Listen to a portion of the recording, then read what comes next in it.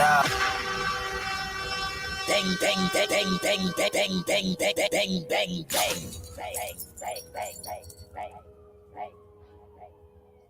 Hey. Check. Yeah. You know what, man? You've been vibing inside the campaign mix. Rhyme so dope, my eyes low. When you move like God. As we move along right now. I came back for the blacks and John Doe's. Crack open them land patents, let go with them. Are we live on YouTube? That's what's up. What's the native? Nice crossover. Eat $5 dough if he not melanated. Shout to the pale faces to the two. What up? What up? Sending prayers up, he texting back on vacation. God's children. Shout to God's children right now. Got a lock inside the mix. You know what it is, man. The campaign mix, Super Blaze, the Autonomous Party podcast, and make sure like no other. Yeah. Go ahead and like, subscribe, share it to your mother. You know what it is. Let's get it. Yeah. Rhyme so dope, my eyes low. When you move like God, the time slow. I came back for the blacks and John Doe's. Crack open them land patents, let go with them townhomes. What's the name? Shout to Love on Purpose. What up? If he not melanated. Always showing love on purpose. Got you waiting on the safe. That's what's up. Sending prayers up, he texting back on vacation. Yeah. God's children. Give all your praise to Jesus, but how God feeling? He say put no one before him in divine image. It's you with God and Christians. I got a vision, but niggas ain't gotta listen, so they don't. We came from the soil, wasn't fucking with no boats. Bible took our spirit, English potted on our homes. Tribal families turn on us, don't act like y'all don't know. But fuck them and they grudges. We was something turn to nothing. Peace. Raw trucking, peace. Reincarnation of ancients, fresh up out the oven. This the message to the black man. This the message to the black man. This the message to the black man. This the message to the black man. Shooters on my roof, lawyers in the coop. We can never die, bitch, we bulletproof. This the message to the black man. This the message to the black man. You wasn't slaves, you was prisoners of war. And stop wasting your time, these other bitches ain't important. You ain't meditating, you ain't mating with the sauce. Like what the fuck's a noodle if you ain't painted with the sauce? I find it hard to trust the pastor who rather side with the master who preaching we should submit while getting murdered and captured. About how we should wait on God is never our vernacular. They get paid and praised by the dollar long as they keeping us stagnant. And niggas think they woke, huh? Like you could change a whole world through a vote, huh? Like slave masters willing to let their slave go, huh? That slave master was probably your kinfolk, huh? History in reverse, a black king strategy. When blacks were your magic, yes. They always hide your pyramids, but point to where the castles be. Aristocracies with name patent accurate. Black codes. Get that in your life right now. And I ain't even tell half the shit. If you're new to this right now, get the black codes in your life. I'm telling you. Campaign mix, man. You know what it is. Y'all niggas rap about. We was live busting guns and on Mixcloud. This weird shit. We play other kind of music, you know what I mean, over there. But right here, we play our peoples, you know what I mean? Some indigenous music, you know what it is. Niggas died 1865. With that true message, you know what I mean? Yeah. Shout to the fam, shout to Mac. Hey, man. You know what it is. Shout to Gotta Green on the boards. Nigga, you always got something to say. We inside the lounge, Music Media Lounge. Like you don't shut up. .com. Let's go. A lot of niggas died 1865. Single Michael fled, how I ain't gon' let it ride. Everybody hollering black was never on your side. They do maps to tell your apps where you sleep at night. They put that white man on. Got you begging them for answers like that white man know. Had you swearing you was African, that's that white man home. Had you proud to be a savage, that's that white man's zone. And I ain't talking shit, this my definition. If being savage was our nation, y'all be non-existent. We done took your ass out when we was in them kitchens. Instead of showing you how to live and how to maintain business. White supremacy fake. Only way that shit real is if you do what they say. We the God to the gate. So when they say they fear God, now you know what they made. Shoot some, move some, shoot some, move some. Put us in the same room, he gon' go down.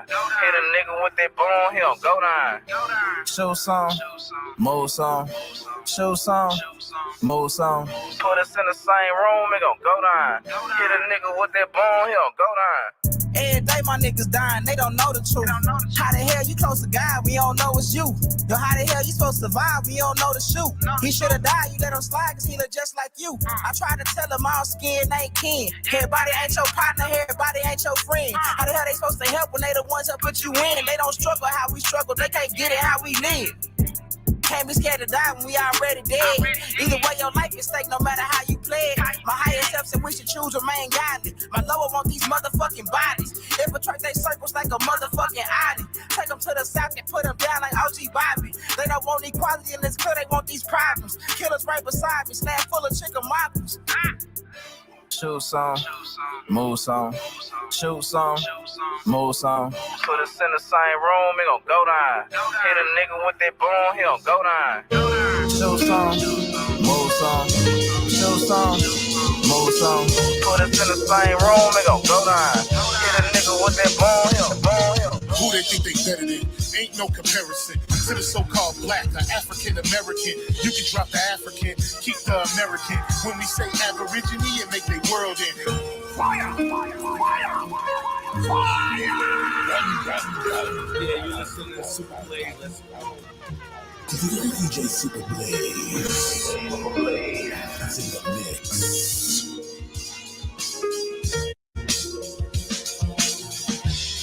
Shout to Jacob, what up, what up? Who they think they better than? Ain't no comparison to the so-called black or African-American. You can drop the African, keep the American. When we say Aborigine, it make their world in. I'm going in the same dirt my ancestors buried in. I come from a god and a goddess, so what that make me? Not even Basquiat can trace me. Not even Van Gogh can paint me. The MC and me is the fire, fire, fire, fire. Bang, bang, bang. What can I say? The music speaks for itself, man. Trey Cobb's music, you know what it is. We on fire over here. That time was party, man. Let's get it. Oh. Who they think they better than? Ain't no comparison to the so-called black or African-American. You can drop the African, keep the American. When we say Aborigine, it make their world in. Going in the same dirt my ancestors buried in. I come from a god and a goddess, so what that make me? Not even Basquiat can trace me. Not even Van Gogh can paint me. The MC in me is the God MC. Equals the God in me. I'm focused in, let my mind be free. You too blind to see. The Jews I give is real. It's been real. These ain't shots, they missiles. All you gonna hear is the whistle. Lyrically, this the execution. My verses start revolutions. For my people seeking restitution. Since the beginning, fuck evolution. Or maybe my reality is all a dream. I put it together like I was sowing seeds. So it seems this is that audio dopamine. Go against the machine. We put you where nobody can hear you scream. And sing you to meet your Elohim. My nigga, this is savage mode. It's something that you hate to code. It started with a spark and I'ma let it explode. I was given the cheat codes that'll let me dump and reload. And go through them waves like a fucking torpedo. You dealt the cards of life. I just cut them diamonds with the ace of spades. Y'all scatter like roaches when they facing raid. Or vampires when they facing blade. I'm trying to get next to Shireen like I'm getting played. You still stuck as a mental slave. You still stuck in that mental cage. While I'm making easy money, pimping hoes in style. This my coming to age. Crowd roaring when I'm coming on stage. And when I'm done, they gonna be cheering my name. Drake Cobbs and nah, I ain't quit my day job. I spit bars. I really rap on my day off. That's real shit. Just give you some tools you can build with. I can tell. If you still miss, just keep going. It's a climb to the top, and I'ma keep flowing. Down Lake Shore, I'm Chicagoan. Yeah. This shit hit hard like stints on the speed bag. I blow his legs off, he gon' need a knee tag. You niggas sound worse than Eminem on relapse. And Burna Boy, he's trash. You thought I was gonna let you ease past? This shit hit hard like stints on the speed bag. I blow his legs off, he gon' need a knee tag. You niggas sound worse than Eminem on relapse. And Burna Boy, he's trash. You thought I was gonna let you ease past?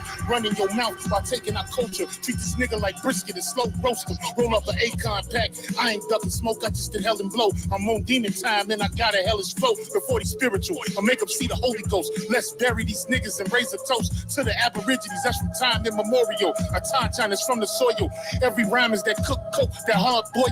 My energy is unattainable. And for you $5 Indians, I might have to flame a few. Run up on the res, you know I'm blazing through. Turn your gang into turtle soup. I aim for the head when I shoot.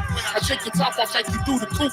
I took a drink from the fountain of truth. Now these bars is the burden of proof. They say the pen is mightier than the sword, so you gon' have to acknowledge the God. Drake Cobbs, I take your face off. My style is like cocaine raw. You gon' have to bow down to my Jaguar paw, or I'm coming like Leatherface with the chainsaw. I ride for my road dog like a new age outlaw. I do it to death like Chief Cornstalk. So fuck all your tough talk. You little pigeons can't fly with hawks. Better get you outlined in chalk. It's the supreme being here to electrify your chakra. Any drama is mask on like the Phantom of the Opera. I got the hunger, and you niggas looking like pasta. Shrimp over the lobster, and I'm smoking like a roster. Check my posture. It's only one American, the rest of y'all imposters. Cause you don't want Dre to pop up, cause it's like boys in the hood. I'm out the window with the shotty, nigga. When it comes to the mic, I'm like the coroner. All I catch is bodies, niggas. So look away before you come in my lane. It's arrows up. I just get it and aim.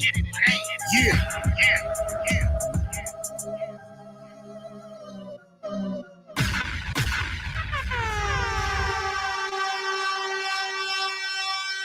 Man, let me just pause right there for a second. Let that sit in real quick. Let that soak in real quick. Whoa. That was something, wasn't it? Man, energy. Let's do it again. Come on.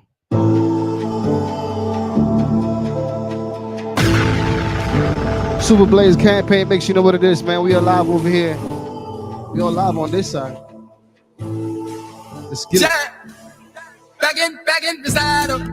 I'm here, moving at the speed of light, heading in the battle. Running through the dark in the night now. We gon' spread our wings and take flight now. You gotta let it rain out, they bring the rain down, they bring the flames down. This is the change now. Dance to the rain right now, ain't no games right now. Dance to the flames right now, there ain't no pain right now. I had enough. I got a strange feeling. I got a new healing. Feel like a new human. So lost in the world out there. You need the same feelings. You need the new healing. Become a new human. They say we fire, fire, fire, fire, fire, fire, fire. Yeah, you listen to Super Blaze. Let's go. Back in the saddle. I'm here, moving at the speed of light, heading in the battle. Running through the dark in the night now. We gon' spread our wings and take flight now. You gotta let it rain out, to bring the rain down. Shout out to Black Jagger, you know what it is, man. This is the change now. Dance in the rain right. This is New Human. Ain't no games right now. Dance in the flames. That's how we feel. There ain't no pain. Let's go. I had enough. I got a strange feeling. I got a new healing. Feel like a new human. So lost in the world out there. You need the same feelings. You need the new healing.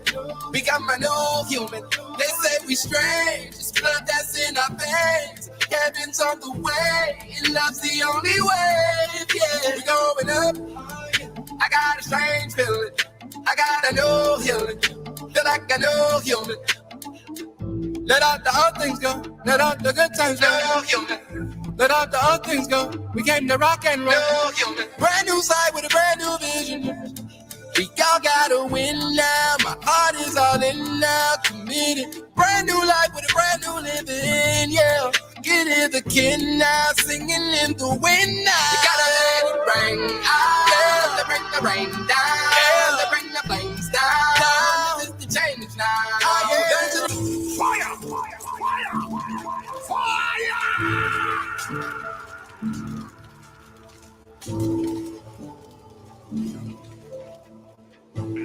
Oh my God! Tap in. I'm here. I'm here. At the speed of light, heading in the battle. Running through the dark in the night now. We gon' spread our wings and take flight now.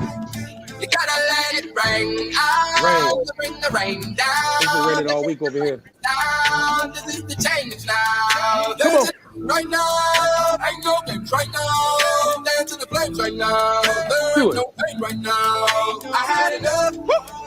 I got a strange feeling.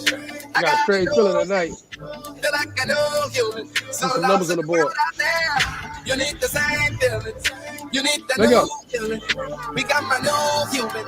They say we strange. That's in our veins. What you say? Heaven's on the way. And that's the only way. All right, hold on, Blake. We good. Hold on.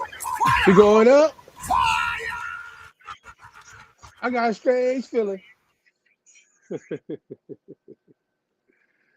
Tap in with us, man. Music Media Lounge. It's your boy Mac Gaither. Campaign mix, you already know, each and every Sunday, 8 to 9 o'clock. My boy Super Blaze in the mix. You already know what it is. Tap in early with us on Mixcloud at 8 o'clock.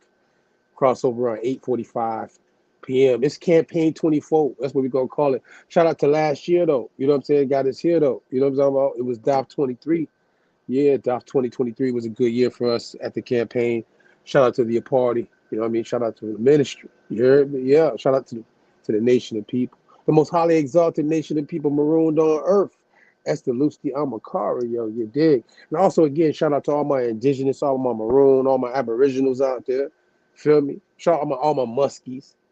Because you might be riding the fence because you mixed. You know what I mean? You don't know what side you want to be on, right? Because you don't even know. You've been told this whole time you're supposed to be 100% this or 100% that. You know what I'm talking about? But we ain't mixing the dope over here, but you might be mixed. So shout out to all my mulattoes, mestizos, muskies, zambos, sambos, and all the different variants of what we call a mixed person. That's still both sides could be definitely dark skinned, but when two nations collide, you know what I'm saying? 1 + 1 make 3. And that child end up becoming both of them things. You heard me? Before we play this joint, though, shout out to Maroon J and part of my autonomy. Shout out to the ladies last week that pulled up on us. We had a nice edition last week, you know what I'm saying, from Maroonville.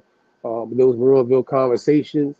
We're going to get women and men, as you know we do. You know what I'm saying? But this year we adding that woman touch to make sure that we ain't leaving out nobody. We ain't excluding or exiling nobody from the party. You heard me? We've already been exiled enough. You know what I'm talking about?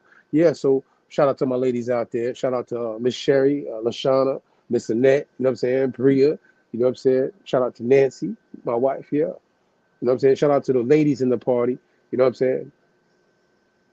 And other ladies I ain't mentioned too. There's a lot of ladies I might not be mentioning, you know what I'm saying? You know, by the way, that word lady, right? I mean, back in the day, Kofi had a joint called Looks Are Deceiving in the Eyes of Sex. Ladies. But in the actual really, you know, connotative, excuse me, that was a connotative thing I did, right? But the denotative word lady goes back to a term that we're going to actually kind of, you know, be talking about tonight when it comes to the female positions of nobility. You know what I'm talking about? But here or there, shout out to the ladies of the party. You heard me? Got a green on. Let's get that Maroon J. Shout out to Maroon J, man. You got one. You already know what it is. Tap in with us. Be right back.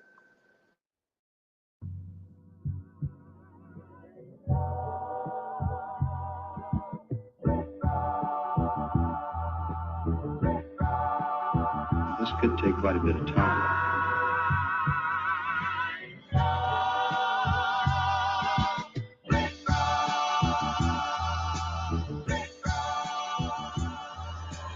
Pardon my autonomy. I know one day they'll honor me.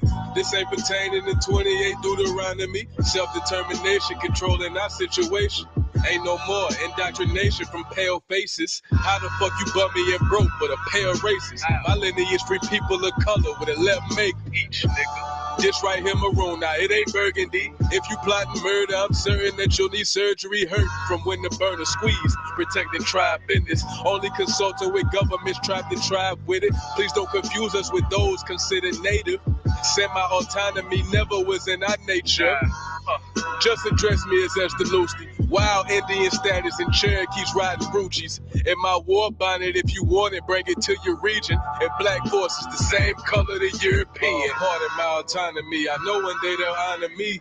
This ain't pertaining to 28 Deuteronomy. Self-determination, controlling our situation. Ain't no more indoctrination from pale faces. Aborigines, which means what? Black folks. You never find a white aborigine. Aborigines are called natives, or they're always dark-skinned people. You and I are aborigines, but you don't like to be called an aborigine. For sure. So, you know, with that being said, you know what I'm saying? Shout out to getting Maroon J, part of my autonomy. When you see your boy, you know, address me Esther Lusti, I'm a Macario. You're Esther Lusti. Absolute. Yeah, most definitely. Maroon, by the way, this category I would like to, you know, because we rebellious, kind of like the folk we're going to be talking about tonight. You know what I'm saying? Exile, because the word maroon kind of fit those who have ancestry tied to exile. You know what I'm saying? Can't say everybody might have been slaves, but we definitely can say some of our folk were exiled. You know what I'm talking about? Interesting enough. A lot of our folk been exiled. Even the indigenous side, they got exiled on their own land, right? However, though, the harsh reality is live life autonomously. It's your boy, Mac Gates, the Thriller Campaign. Shout out to Man God of Green, Baron P. Once again, Super Blaze, Firebird, and all the social club members. You already know what it is. Shout out to the ministry. You already know that's ministering to our people that's loose to your area. Yeah, so, God, I want to show something because I know I told y'all I'm going to roll y'all sleeves up in the beginning of this year. I'm talking about I let the ladies go first. You know what I mean? I'm getting straight to work. Last year, one of the last joints they called in last year because we're going off the commercial calendar. You know, I'm talking about crossing commercial calendar, right? And I know, you know, we try to put out in the winter solstice mix that we did last Sunday. We did about, you know, because it was like going on the 25th. It was going into the 25th, right? Winter solstice. So, you know, in the April Fools is coming. I mean, but I ain't got to tell fools about my month that I was born in about what's going on. You know what I'm talking about? Because it's tied to the 13 calendar. You know what I'm saying? It's tied to the 13-month calendar. You know, ever since I've been put on to it, like when you get hooked on dope or something. You know what I'm talking about? You're gonna be hooked to it. You're gonna be you fiending to find out more about that information about the true calendar, right? Because people say the timelines is off and all sorts of stuff. You know what I'm saying? Let me get the link real quick for the folk out there. I want to play TikTok, right? It was a TikTok joint. We're gonna play a quick TikTok just to show you something. Because when I say maybe, you know, indoctrination from pale faces, but then, you know, the pale face dude is talking here though. I think he ain't indoctrinating nobody. I think he actually be telling the truth. But I'm gonna let y'all, you know, have discernment and listen for yourself. Go ahead, God. The dates that they are giving us are incorrect. We used to have 13 months, 28 days, and 1 day of rest, even in the Bible. So look, we have 13 lunar cycles of 28 days, 13 zodiac signs, every turtle shell you'll find, 13 sections in the middle, and 28 notches along the side, all to keep us disconnected from these natural cycles of our realm. Listen to David Strait explain it more. Our calendar is not quite right. We're supposed to have 13 months of 28 days, with one day, the day of resurrection, Easter, as a neutral day.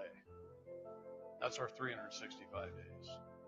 We've actually got 13 constellations, not 12. This same calendar is very close to the Mayan calendar, but it's also very close to several ancient Sanskrit calendars. What does sept mean? 7. I thought that was the 9th month. What does oct mean?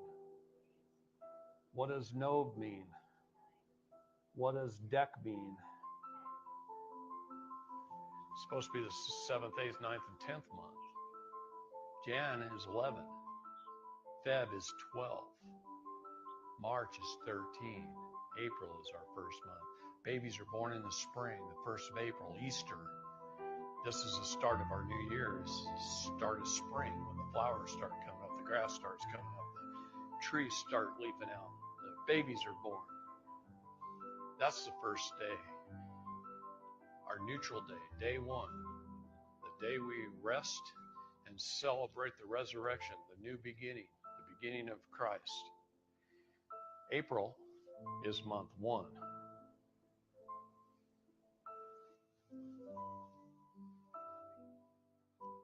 then we lost a month in there. Where is it? And then we lost a month in there. Where is it? But however, I just wanted to put that out there. You know what I'm talking about? That's also why, we, the last 2 years, shout out to the social club, we've been doing meetups once a year at least. Maybe we're gonna get better at it. But we've been meeting in what they call Black History Month, which is coming up. You know what I'm talking about? And we was just meeting in that month, the end of the Black History Month, they call it. You know what I'm talking about? But because of what he just said and what I've been knowing, but I wanted y'all to hear for yourself. Maroonville weekend, which is our annual joint, is going to be moved to the weekend going into the equinox weekend, spring equinox weekend. You know what I'm talking about? So I want to make sure I put that out there ahead of time. That's why we're moving it, so we can be in alignment with the 13. You heard me? Yeah, that's what we're going to do. You know what I'm saying? We're going to spring forth. Natural law, universal law, right? As above, so below. We're going to go with that right there. You know what I'm saying? We're going to walk with the sun and be guided by the moon. You know what I'm talking about? Yeah, tap in with us.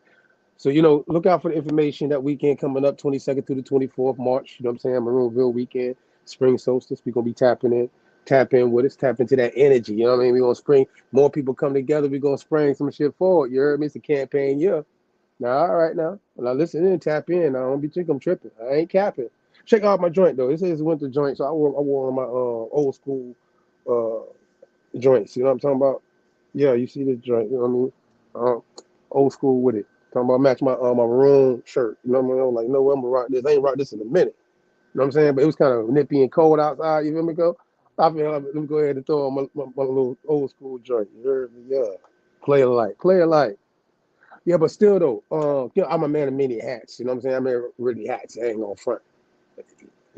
Unfortunately, I ain't got no choice.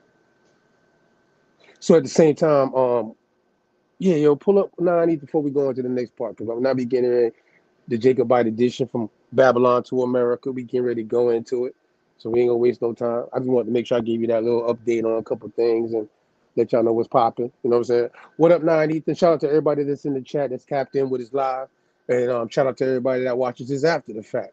Maranatha to you. You heard me? And greetings in all the different ways, indigenously or any Aboriginal culture way of saying hello. You heard me? And goodbye and peace at the same time. What up, 9? Maranatha to you. How you doing? Maranatha, what's good? I'm chilling, man. You know what I'm saying? As a matter of fact, I was just talking about the cold weather. How is it where you're located right now? Well, right now it's about 31 and windy. Oh, okay. I don't want nothing to do with that. I ain't gonna front to you. I ain't gonna talk. Look, hey, I ain't gonna flint with you. You heard me? Flighting. I ain't gonna fly. I see a Flint again, right? Like Flint, Michigan. It's cold up there too. But I ain't gonna flight. I ain't gonna flight on you right now. You talking about? I'm going through my Scottish roots when I say certain things like that to you. You heard me? I'm put a dub on it tonight. You heard me? You gonna put a dub on it? And they ain't talking about Golden State. Yeah, that part. Matter of fact, since I said flighting though, so people won't think we capping. Like again, I like my cap. Let me get the flighting joint before we get like serious and shit. You know what I'm saying? Because I'm gonna walk you into, but I want to just for everybody that don't know. Like say if you fly, right? Maybe even the word fly. It's a fly team. Hey y'all, fly team, man. What you do? What you say? For all my Irish Scottish folk out of the islands, it's a fly team here. Yeah, that part. But it's flight team. You know what I'm saying? That's how you would pronounce it, flight team. And it says the etymology. The word flight team comes from. I'll start from the top. My bad. All right, so flight team or flitting. You know what I'm saying? It's still flighting. All right, so you see how I do that? It's just I can't help it. It's just the way I was educated on how I pronounce things. I see things. It messes me up. I gotta get better with that. Classical Gaelic. And that other word right there. In Mar bag. I'm in my bag tonight though. In my bag, you heard me? Mar. My Mar bag on me. I got my Mar bag right here. Where is it at? Anyways though, Irish, and there's another pronunciation of that same word, literally counter boasting.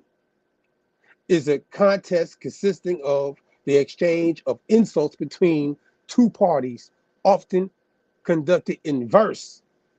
Bars. I love it. Bars. Bars.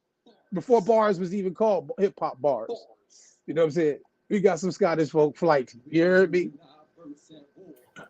Black nobility bars. Black nobility bars. Black nobility bars. I'm flighting on y'all niggas. You heard me? Swarthy with it. You heard me? Real swarthy with it. You know what I'm talking about? Yeah. I'm gonna be flighting all night. I promise you I'm gonna be flighting all night. You heard me? It's an all-night flight for anybody who wants smoke. Literally, I got mine. So don't worry. The word flighting comes from the Old English verb flitan, meaning to quarrel, made into a gerund with the suffix in ing, attested from around 1200 in a general sense of the verbal quarrel. It is the first found in a technical literary term in Scotland in the 16th century. The first written Scots example, William Dunbar, you know what I'm saying? Bars. The flighting of Dunbar and Kennedy. And those surnames, by the way, especially that Kennedy, you know, I've seen them in certain things, the top, you know, the headline of the edition, the Jacobites. Kennedy is one of the surnames tied to those people. Remember, that battle in 1650 was at Dunbar. Dunbar, exactly. That battle in 1650, God agreeing in the back of your here, is that he said the battle in 1650 was connected to Dunbar. Exactly. So Jacobites. So just let y'all know that's what we're getting ready to get into. It says though, description, flighting is a ritual, poetic exchange of insults practiced mainly between the 5th and the 16th centuries. Examples of flighting are found throughout Scots, ancient, medieval, and modern Celtic, Old English, Middle English, and Norse literature, involving both historical and mythological figures. The exchanges will become extremely provocative, often involving accusations of the cowardice or sexual perversion.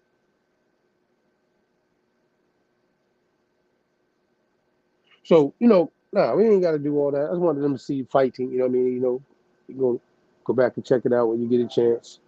You know what I mean? All this. You remember that? All right, flight team became public entertainment. So you know it's entertainment. You know what I'm talking about? It's entertainment, y'all. So you know this is when we quarrel like that, battle rapping, you heard me? I wonder if they had flutes and shit back then. What were they playing in the background while the man go back and forth? Flight team. You know what I'm saying? I wonder how that worked. Flight team became public entertainment in Scotland in the 15th and 16th centuries when Macars would engage in verbal contests of provocative, often sexual, and you can click that word. See, I ain't gonna lie. I ain't gonna even refer. Scatological. In medicine and biology, scatological, what? The copology and the study of feces. God damn. This is some diabolical, like, I'm saying it's hot shit coming at you. Lord. Dub on it, you heard me? Like Dunbar. Yeah. Whew. But highly poetic abuse. So they saying this in a polite, poetic manner, but it's some disgusting things being said. You heard me? Just to let y'all know. And I'm shitting on you, but I'm fly shit. You heard me? You know what I mean? The flighting was permitted despite the fact that the penalty for the profanities in public was a fine of 20 shillings for a lord, or a whipping for a servant. James IV and James V encouraged court flighting between poets for their entertainment, and occasionally engaged with them. Oh, the kings ain't playing around like, bitch, hold on, you thought you was smooth? I'm gonna take off the crown, let you know what this is real quick. You know what I'm talking about now? You see this shit right here? All right, I'm gonna bring up James in them later on. Yeah. We're gonna bring up James in a minute. He in this joint. So since he got an early shout out, you know what I mean? Because he flighting this shit. You hear me? The whole James Stewart line, they flighting this shit. You hear me? Yeah. Let's keep it moving around though. We can keep it moving. I want to keep it moving. That's it. That was it, right? All right. Though. So now, again, thank everybody that tapped in with us. Hopefully, you know, we're gonna get into it now. So this is the thing. Now I need to, you know, you're part of the party, but obviously when you come in for these certain part of the conversations, I know you take a liking to going into certain genealogies and tracing certain things. And you always, when we have our conversations in the backdrop, and how we be going back and forth, flighting, but not like in the ways they talking about it. But you know what I mean? In our debates, see, people think we don't debate. We get into it. People don't know. In a nice way though, it's all scholarly. You know what I'm saying? That's how we gonna sharpen our flighting skills with others that I might actually throw profanities at and stuff like that. You know what I'm talking about? Church. But at the same time, I think that what really has to be understood is this historical part of these group of people called the Jacobites. And there's a lot of confusion that before the dope gets mixed, you know what I'm saying? And they don't really know, okay, because everybody's going to get on a wave. And I'm going to tell you who put the wave out there. And we've had them on our show. So if anybody don't know, leave comments. I mean, we working out the schedule from the, you see y'all on Black History Month, the Negro Month that they gave you for 28 days. Happened to be February 28 days is the only month that actually has the right number of days in it, ain't it? But either way, though, this right here. So shout out to him real quick. You're going to see him soon. And he told me to tell everybody what's up. Peace to y'all. You know what I mean? Matter of fact, we got him planning to come to our Maroonville festivities March 24th to the 25th. However, the Jacobites that, you know, he talks about, the Swarthy Memoirs, Black American Revolution. We're going to go right up into that time frame actually tonight and land at a certain point, you know what I mean? With a whole bunch of different people involved. Names going to be thrown out there and all. Hey, man, listen, if the shoe fit, you going to wear it. So now, when we get down to what we've been tracing, though, we obviously also featuring the fact that this is still tied to Babylon, from Babylon to America. So I want to make sure I don't leave that out. From Babylon to America is what we've been. Look, everybody out of Africa, we're going with Babylon because there's some things we can trace out of it. You know what I'm talking about? From civilizations to the civilization we're in now, and the historical heritage and genealogies of people who are tied to these situations and end up here. You're mixing obviously with nations of people here. You know what I'm talking about? Later on in the Americas. So now, 9. I want to show a couple of things real quick, and I want you to tell me something. Then I'm gonna let you rock. I want to give you the alley oop the right way. You know what I'm saying? Is there anything you want to say before we get going? Get going. Yeah, good cooking. I bet. Shout out to Kofi and Super Blaze back there. Salute. In the booth.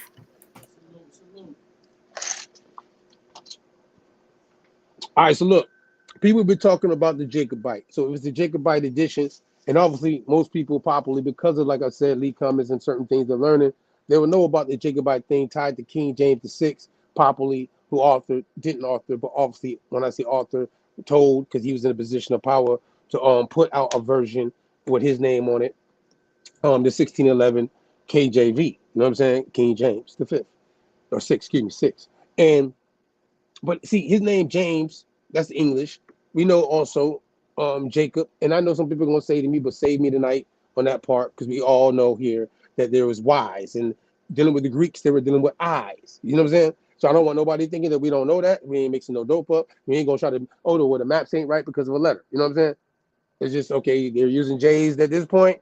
At one point, they were using I's, and before that, they were using Y's. You know what I'm saying? So at this point, we're gonna get to the person called Jacob, also tied to the term James, and also Spanish Santiago. You know what I mean? So when you hear that too, so let you know they all kind of, but this is different things we're talking about. So I want to make sure it's clear. You heard? The Syriac Orthodox Church, Romanized. Then it comes down, and this is also known as the West Syriac Church or the West Syrian Church, officially known as Syriac Orthodox Patriarch of Antioch and all the East, and informally as the Jacobite Church. Okay, it says is an Oriental Orthodox church that branched from the Church of Antioch. The Bishop of Antioch, known as the Patriarch, head of church, and possesses apostolic succession through Saint Peter. Romanized. Yeah. According to sacred tradition, the church upholds the Miaphysite. And hit that word right there, God. Click on that word real quick for the folk right there. They might not know.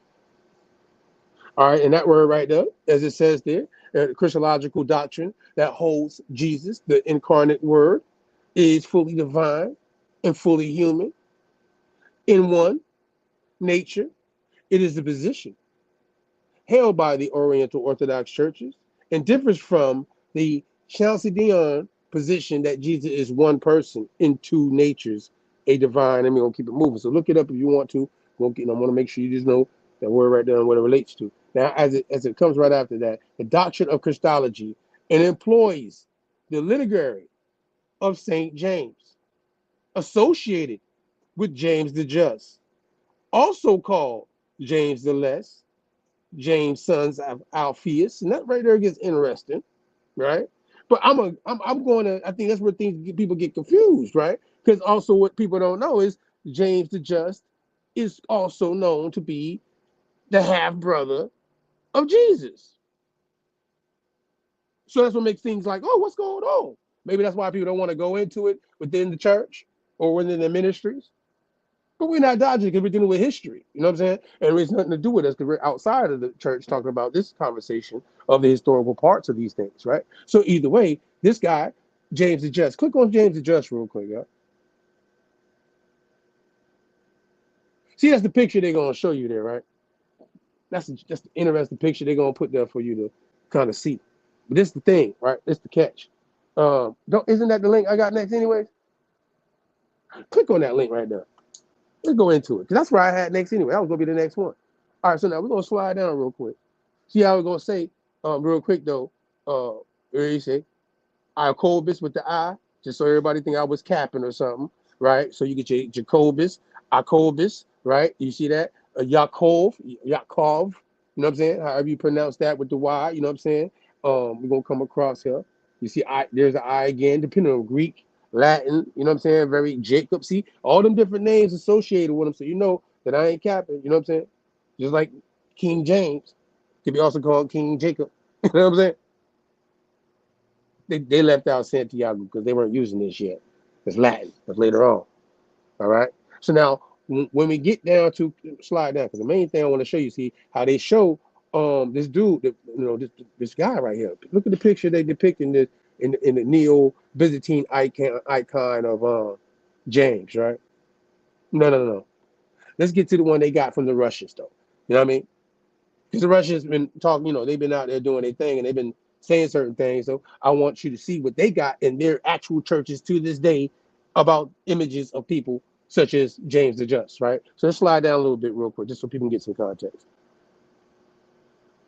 Click on, there it is right there. See that picture right there? No, go to the right there. Click on that right there. You see that image? 16th century Russian icon.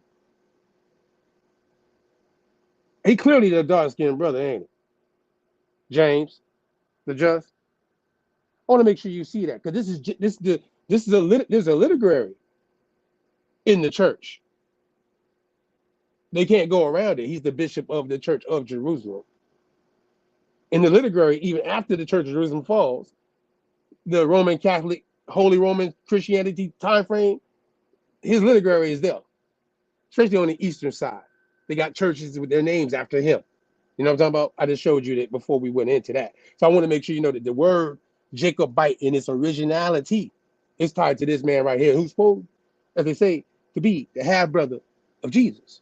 Now, all right, Yahshua, Moran Yahshua HaMashiach. So if he left, then he left him to be the Moran, because the bishop is a Moran. We showed you that easily last week or so. You know what I mean? With the word Mar, right? We can remind you if you need to be reminded, but I think that's pretty laid out. Now, what you think before we move on? I got one more picture to show, and I'm going to let you slide because it goes right into where I think you're going. I just want to show one more picture of these people with their icons and stuff. You got the next joint?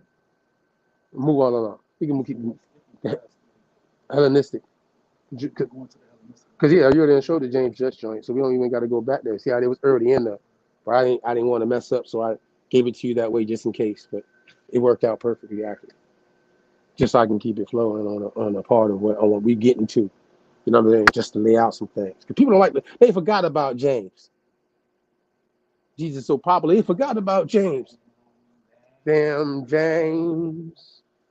I'm flighting right now. Flighting for James. I'm a flight team for James right now. You heard me? The ministry is flighting for James right now. You heard me? Because y'all ain't giving the man enough credit. So put respect on the Bishop of Jerusalem's name. You heard me? Now, but crazy enough, though, when we talk about Babylon, though, see, because obviously This is in 70 AD. And Jerusalem at this time, these people are still in Jerusalem. So when we talk about people that got exiled, right, from out of the time frame of the last king of the kingdom of Yehuda, as we've showed you on the Babylon to America and other things we've done on this platform on our shows, we kind of laid out that kind of stuff right there, right there. Slide down real quick though.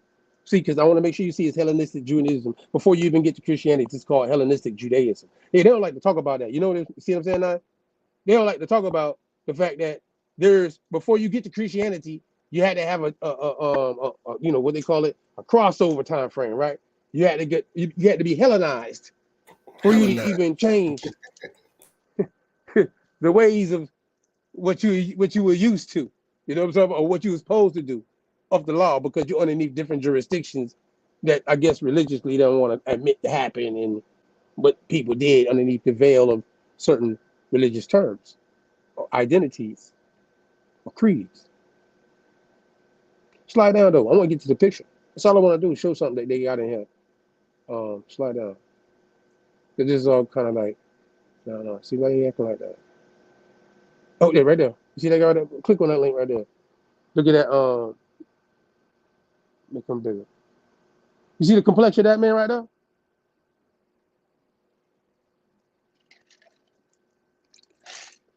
Now, the Hellenistic Judaism is talking about the Joshua. This is a picture of Joshua that's after Moses, who set up the 12 tribes in the land of Canaan. You heard me? Just to let y'all know what picture this is. Go to the synagogue, let them know. Because I'm about to see, this is going to go in right into the time frames of what you got showing certain people and certain things. See that? Anybody want to go look it up? Fresco from Dura, Europos Synagogue. You know what I'm talking about? They are the ones that dug this synagogue up and said this is what they found. All right. So don't come at me. Go to the synagogue folk and ask them what's going on right now. All right. Don't get mad at me. All right. I just want to make sure I'm showing you where I got it from. Just because you got questions. Interesting that synagogue has a seashell on the joint coming in. Like, so we know the seashell is connected to St. James. Yeah. We can keep it moving. I just want to make sure I show that these are dark, swarthy people. You know what I'm saying? Tied to Yehuda, and I like to say Yehuda, but the whole storyline of what they call Torah or the Bible, and who are these people that play a part and how they're depicting them. Now, even people might say they don't want to believe it because black or white, it don't matter at this point. Some people are not racist about if the people had to be black or white for them to say that they don't have to subscribe to the storyline or the origin story of these people shit. You heard me? But we tonight are just happen to be finding that there's people that are dealing with a storyline and it's tracing them and their migrations coming out of an exile position, coming out of Babylon. And that's where I want to let you get the floor and take off. Pull up. Let me go to share screen first. Hold on.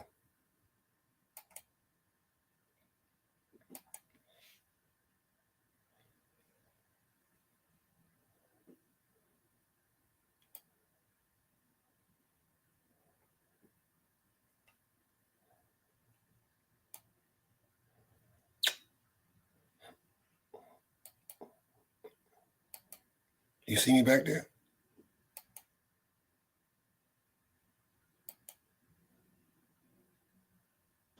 You don't see it, bro. Not yet. If you put it back there yet.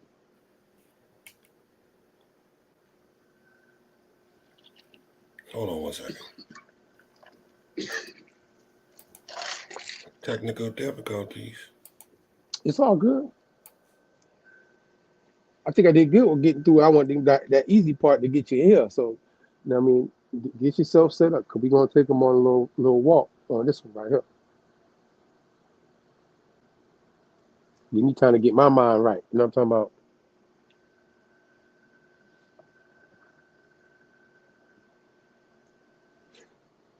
It's so much information I've come across with this. When we talked about it even earlier, I'm like, you know what? When it comes to this right here, it's so much stuff that could be, so it's like we want to make sure that people get the whole layout to where we about to lay out. You know what I'm saying? Like, we just showed some stuff tied to Babylon area, right?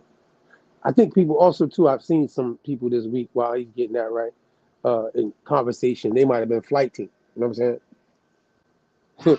Conscious debates. You know what I mean? They fighting at each other, right? Egypt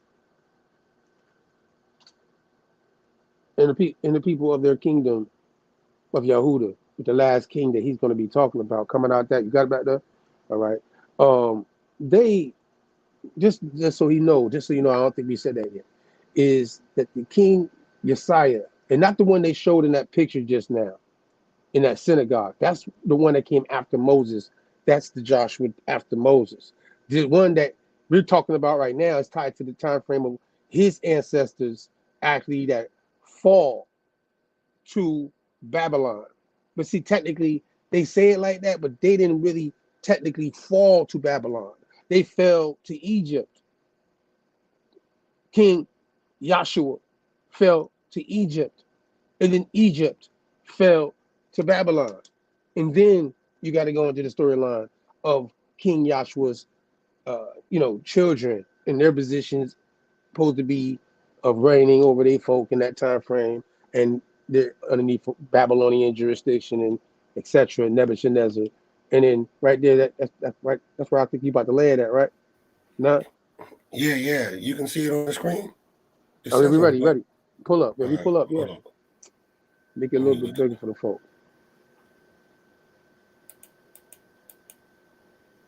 There we go. See, I guess I walked you right there for real. Go ahead. Oh yeah, perfect.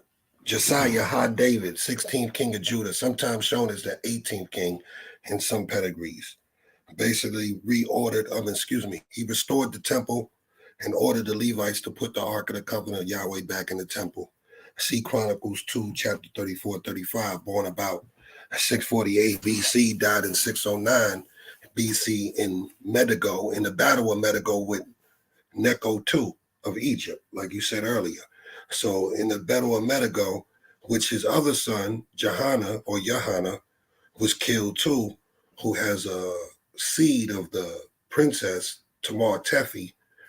They were basically, when Necho came over there, you already know the story, like he basically needed to get through Judah to go fight the Assyrian Empire. Josiah would not let him put his troops on that soil, and it turned ugly. So the King Josiah's Davidic lines, like you said, after the little beef with Necho II, Nebuchadnezzar, he invades them. So now we got Zedekiah Matthias on the left. During his reign, Judah was conquered by Nebuchadnezzar II, who appointed Gedaliah, descendant of King Jotham, the Tzaddik or the Takowe whatever that says. They disposed of Zedekiah, blinded him, and exiled him. They killed three of his sons in his face. One got killed in the temple, which we're going to get into, but we're really going to focus on the females. King Josiah also married the prophet Jeremiah's daughter, Hamatul Bat Jeremy, who is, they try to say she's the other prophet Jeremiah, meaning Jeremiah of Liban, but he's definitely this one. And I noticed once you get into, if you look at Genie.com verse, Family Search, the free Mormon joint, you get other hairs that Genie.com is not giving you. GenieNet will give you, but Genie.com will not give you certain things or ancestry. But it's crazy because when you're getting into the legends, you get more information through Family Search, which is the Mormon joint. So Zedekiah is the first son. Well, not the first. He's the third son of King Josiah. He had four sons, two with Prophet Jeremiah's daughter and two with a woman, Esther or Esdra, from the Levite line. So he had four kids. Now, when Nebuchadnezzar comes in there, Nebuchadnezzar at this same time is beating King Necho or Pharaoh Necho of Egypt. So they're still fighting. And through Zedekiah, which is the last king, His bloodline is below what I'm going to show right now. Matcha Bat Zedekiah is a female. She was taken hostage with her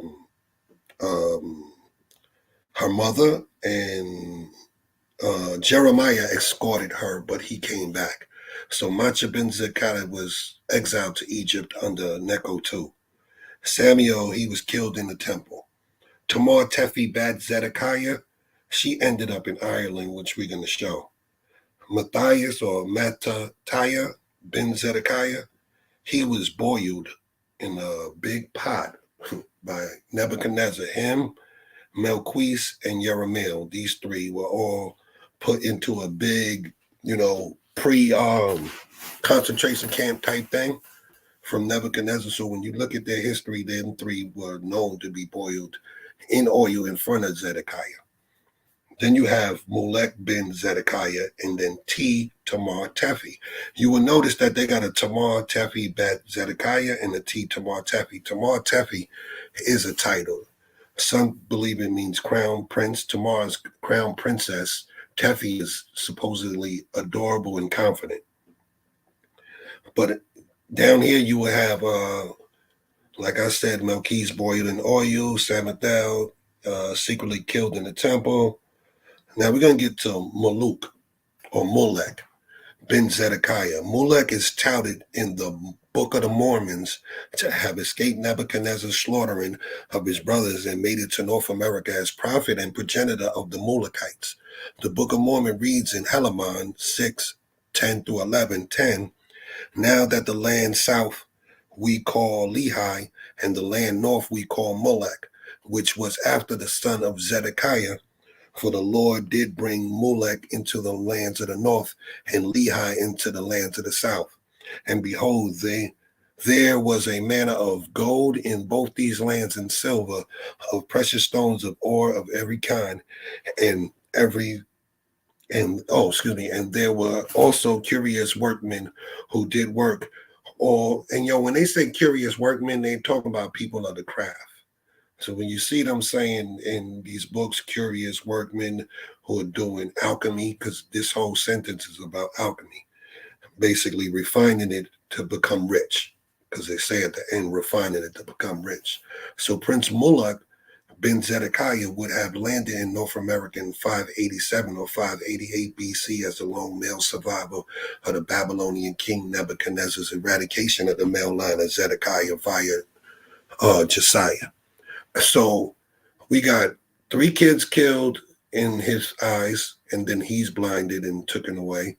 You have the daughters being ushered out, 2 of them, which we're going to skip. Oh, no, I'm going to them now. These 2 daughters that are left. So Tamar Tefi Bat Zedekiah, she becomes part of the Irish monarchy through Econ, or they like to say Ichiad. Ichiad was her husband. They had different sons, but their sons are 66th, 65th, and 68th High Lords of Ireland. So you see at this time, this is 600 BC, 588. You see the title up there. This Tamar is 604, 588 BC. This Tamar is 595 BC. So this is the younger sister, T. Tamar Tefi. She's the younger sister of Tamar Tefi Bat Zedekiah. But they both went to what we call in England. Now they have different pedigrees for both of them. This to the left is showing all of, on my right where my cursor is, all the kids of Zedekiah and all of Tamar's kids. So she had 4 kids with Eugene. Now this one on this side, they have a Eugene Moore, Arid, Echiok. He was the 66th High King of Ireland, and he is in the annals of the 4 kings and different, what you consider Irish legends. So you got to look at the Irish legends of the 600 BC to see where the Yehudi line of Zedekiah and them went, because they're going to Ireland, which is then going to set them up to go into Scotland. So it's this Tamar Tefi, Legendary Annals of the 4 Masters, which is a very legend. One of the biggest legends in Ireland is the legends of the Annals of the 4 Masters. Now, in the Annals of the Four Masters, they have 3 different Scotia Teffis coming in.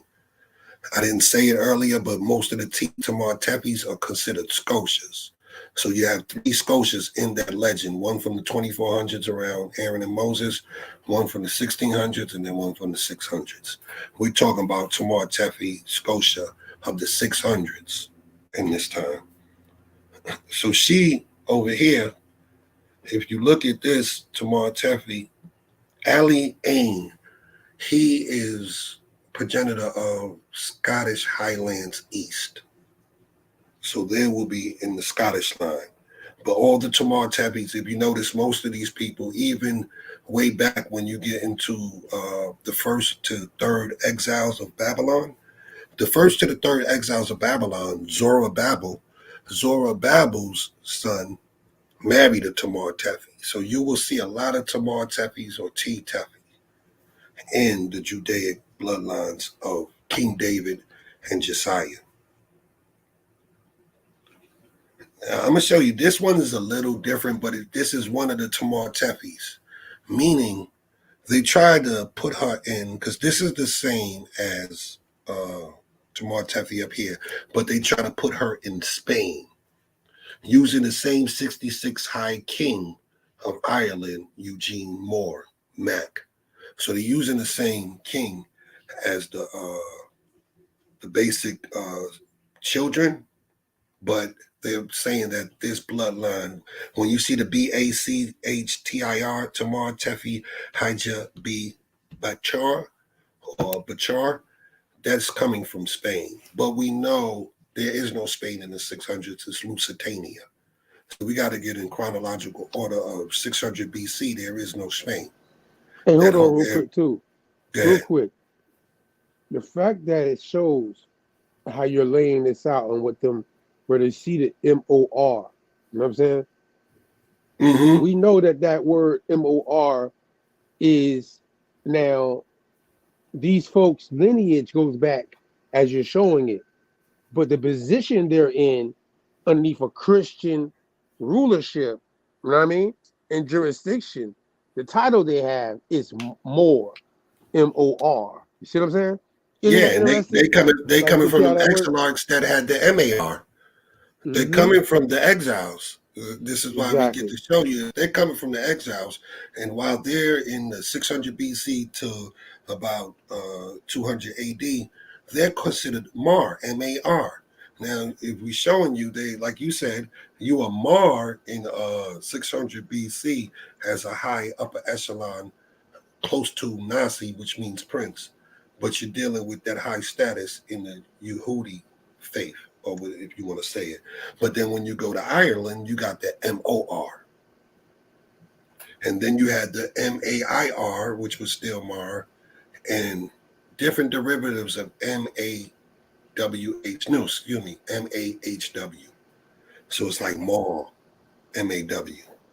You know what? Being that the fact at this point, when them folk are dealing with the kingdom, right? This is before, like, you're dealing with King Joshua when you showed it at the top. You know what I mean?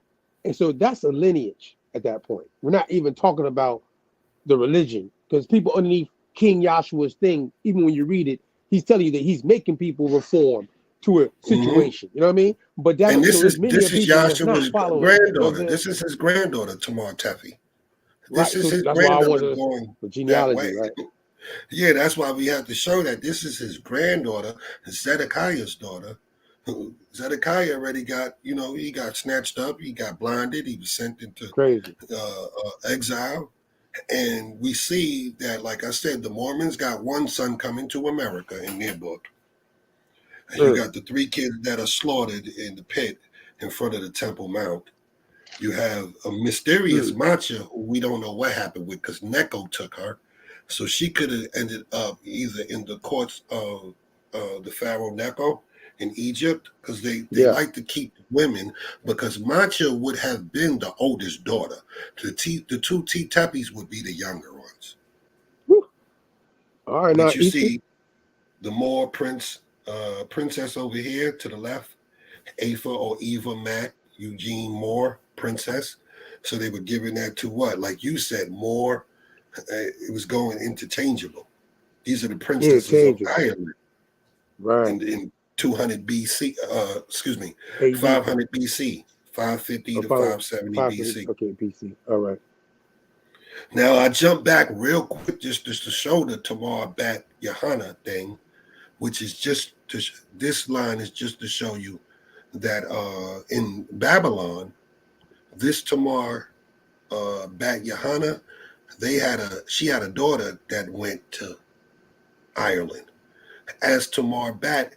And this is the same time, if you look at her birthday, 625 BC to 592. But she actually stayed, and this Tamar Bat Yahana is the bloodline considered to be Mary's bloodline through her father, Haley. So this Tamar is also doing a certain thing with her daughter, sending her daughter out. So I just had to put that in there real quick. That part. Now, I'm just going to skip from that and just say, before I read that, James the Just. Uh-oh. Yeah, I forgot about this. Uh-oh. Okay, so James the Just. You see his line, and you see his Holy Mother Mary. You see Haley. There's a thing with Yeshua or Jesus, whatever you want to call him, in the biblical text is the only person that has two genealogies to males. So in the book of Luke and the book of Matthew, between these two books, they're not coalescing. They're not intertwined with the fact that in Matthew they say that his father is Jacob, which is his father, Joseph ben Jacob. I mean, no, not Joseph, but one of the Jacobs in Matthew's. But in Luke they say Joseph his father, which is, James the Just and Jesus, and father or stepdad is Haley. But Haley is really basically on the mother's line. So what they were supposed to do in Luke is basically say, let me see if I got it up here. They were supposed to do something to the effect of, okay, Mary's line via Haley. I'm going to just read this part because we're talking about Babylon. And Zorobabel or Zeru's son Reza, Ben Zorobabel ha David, is Mary's 17th grandfather. Zeru's other son, so now they're showing two sons of Zorobabel, who's the third exarch of Babylon, and showing these two sons being given a hierarchy to go back to Jerusalem while they're in Babylon and still have their upper echelon of their family line out there. So Zerah's other son, Habib ben Zorobabel, is Joseph's 8th great-grandfather. So this is Mary and Joseph. So you got 17th great-grandfather Mary, 8th great-grandfather Joseph. Some would say that doesn't match up. How does Mary have 7 generations in between Zorobabel and me and her husband if Joseph only have 8 generations? This makes Zorobabel's Mary's 18th great-grandfather and Joseph's 9th great-grandfather.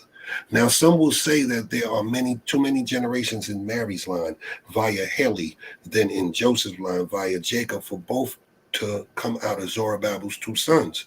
Simply put, Zorobabel's son Abidhad line, they have their heirs late in life. Like Zadok was 60 when he had Akim. Akim was born in 210 BC.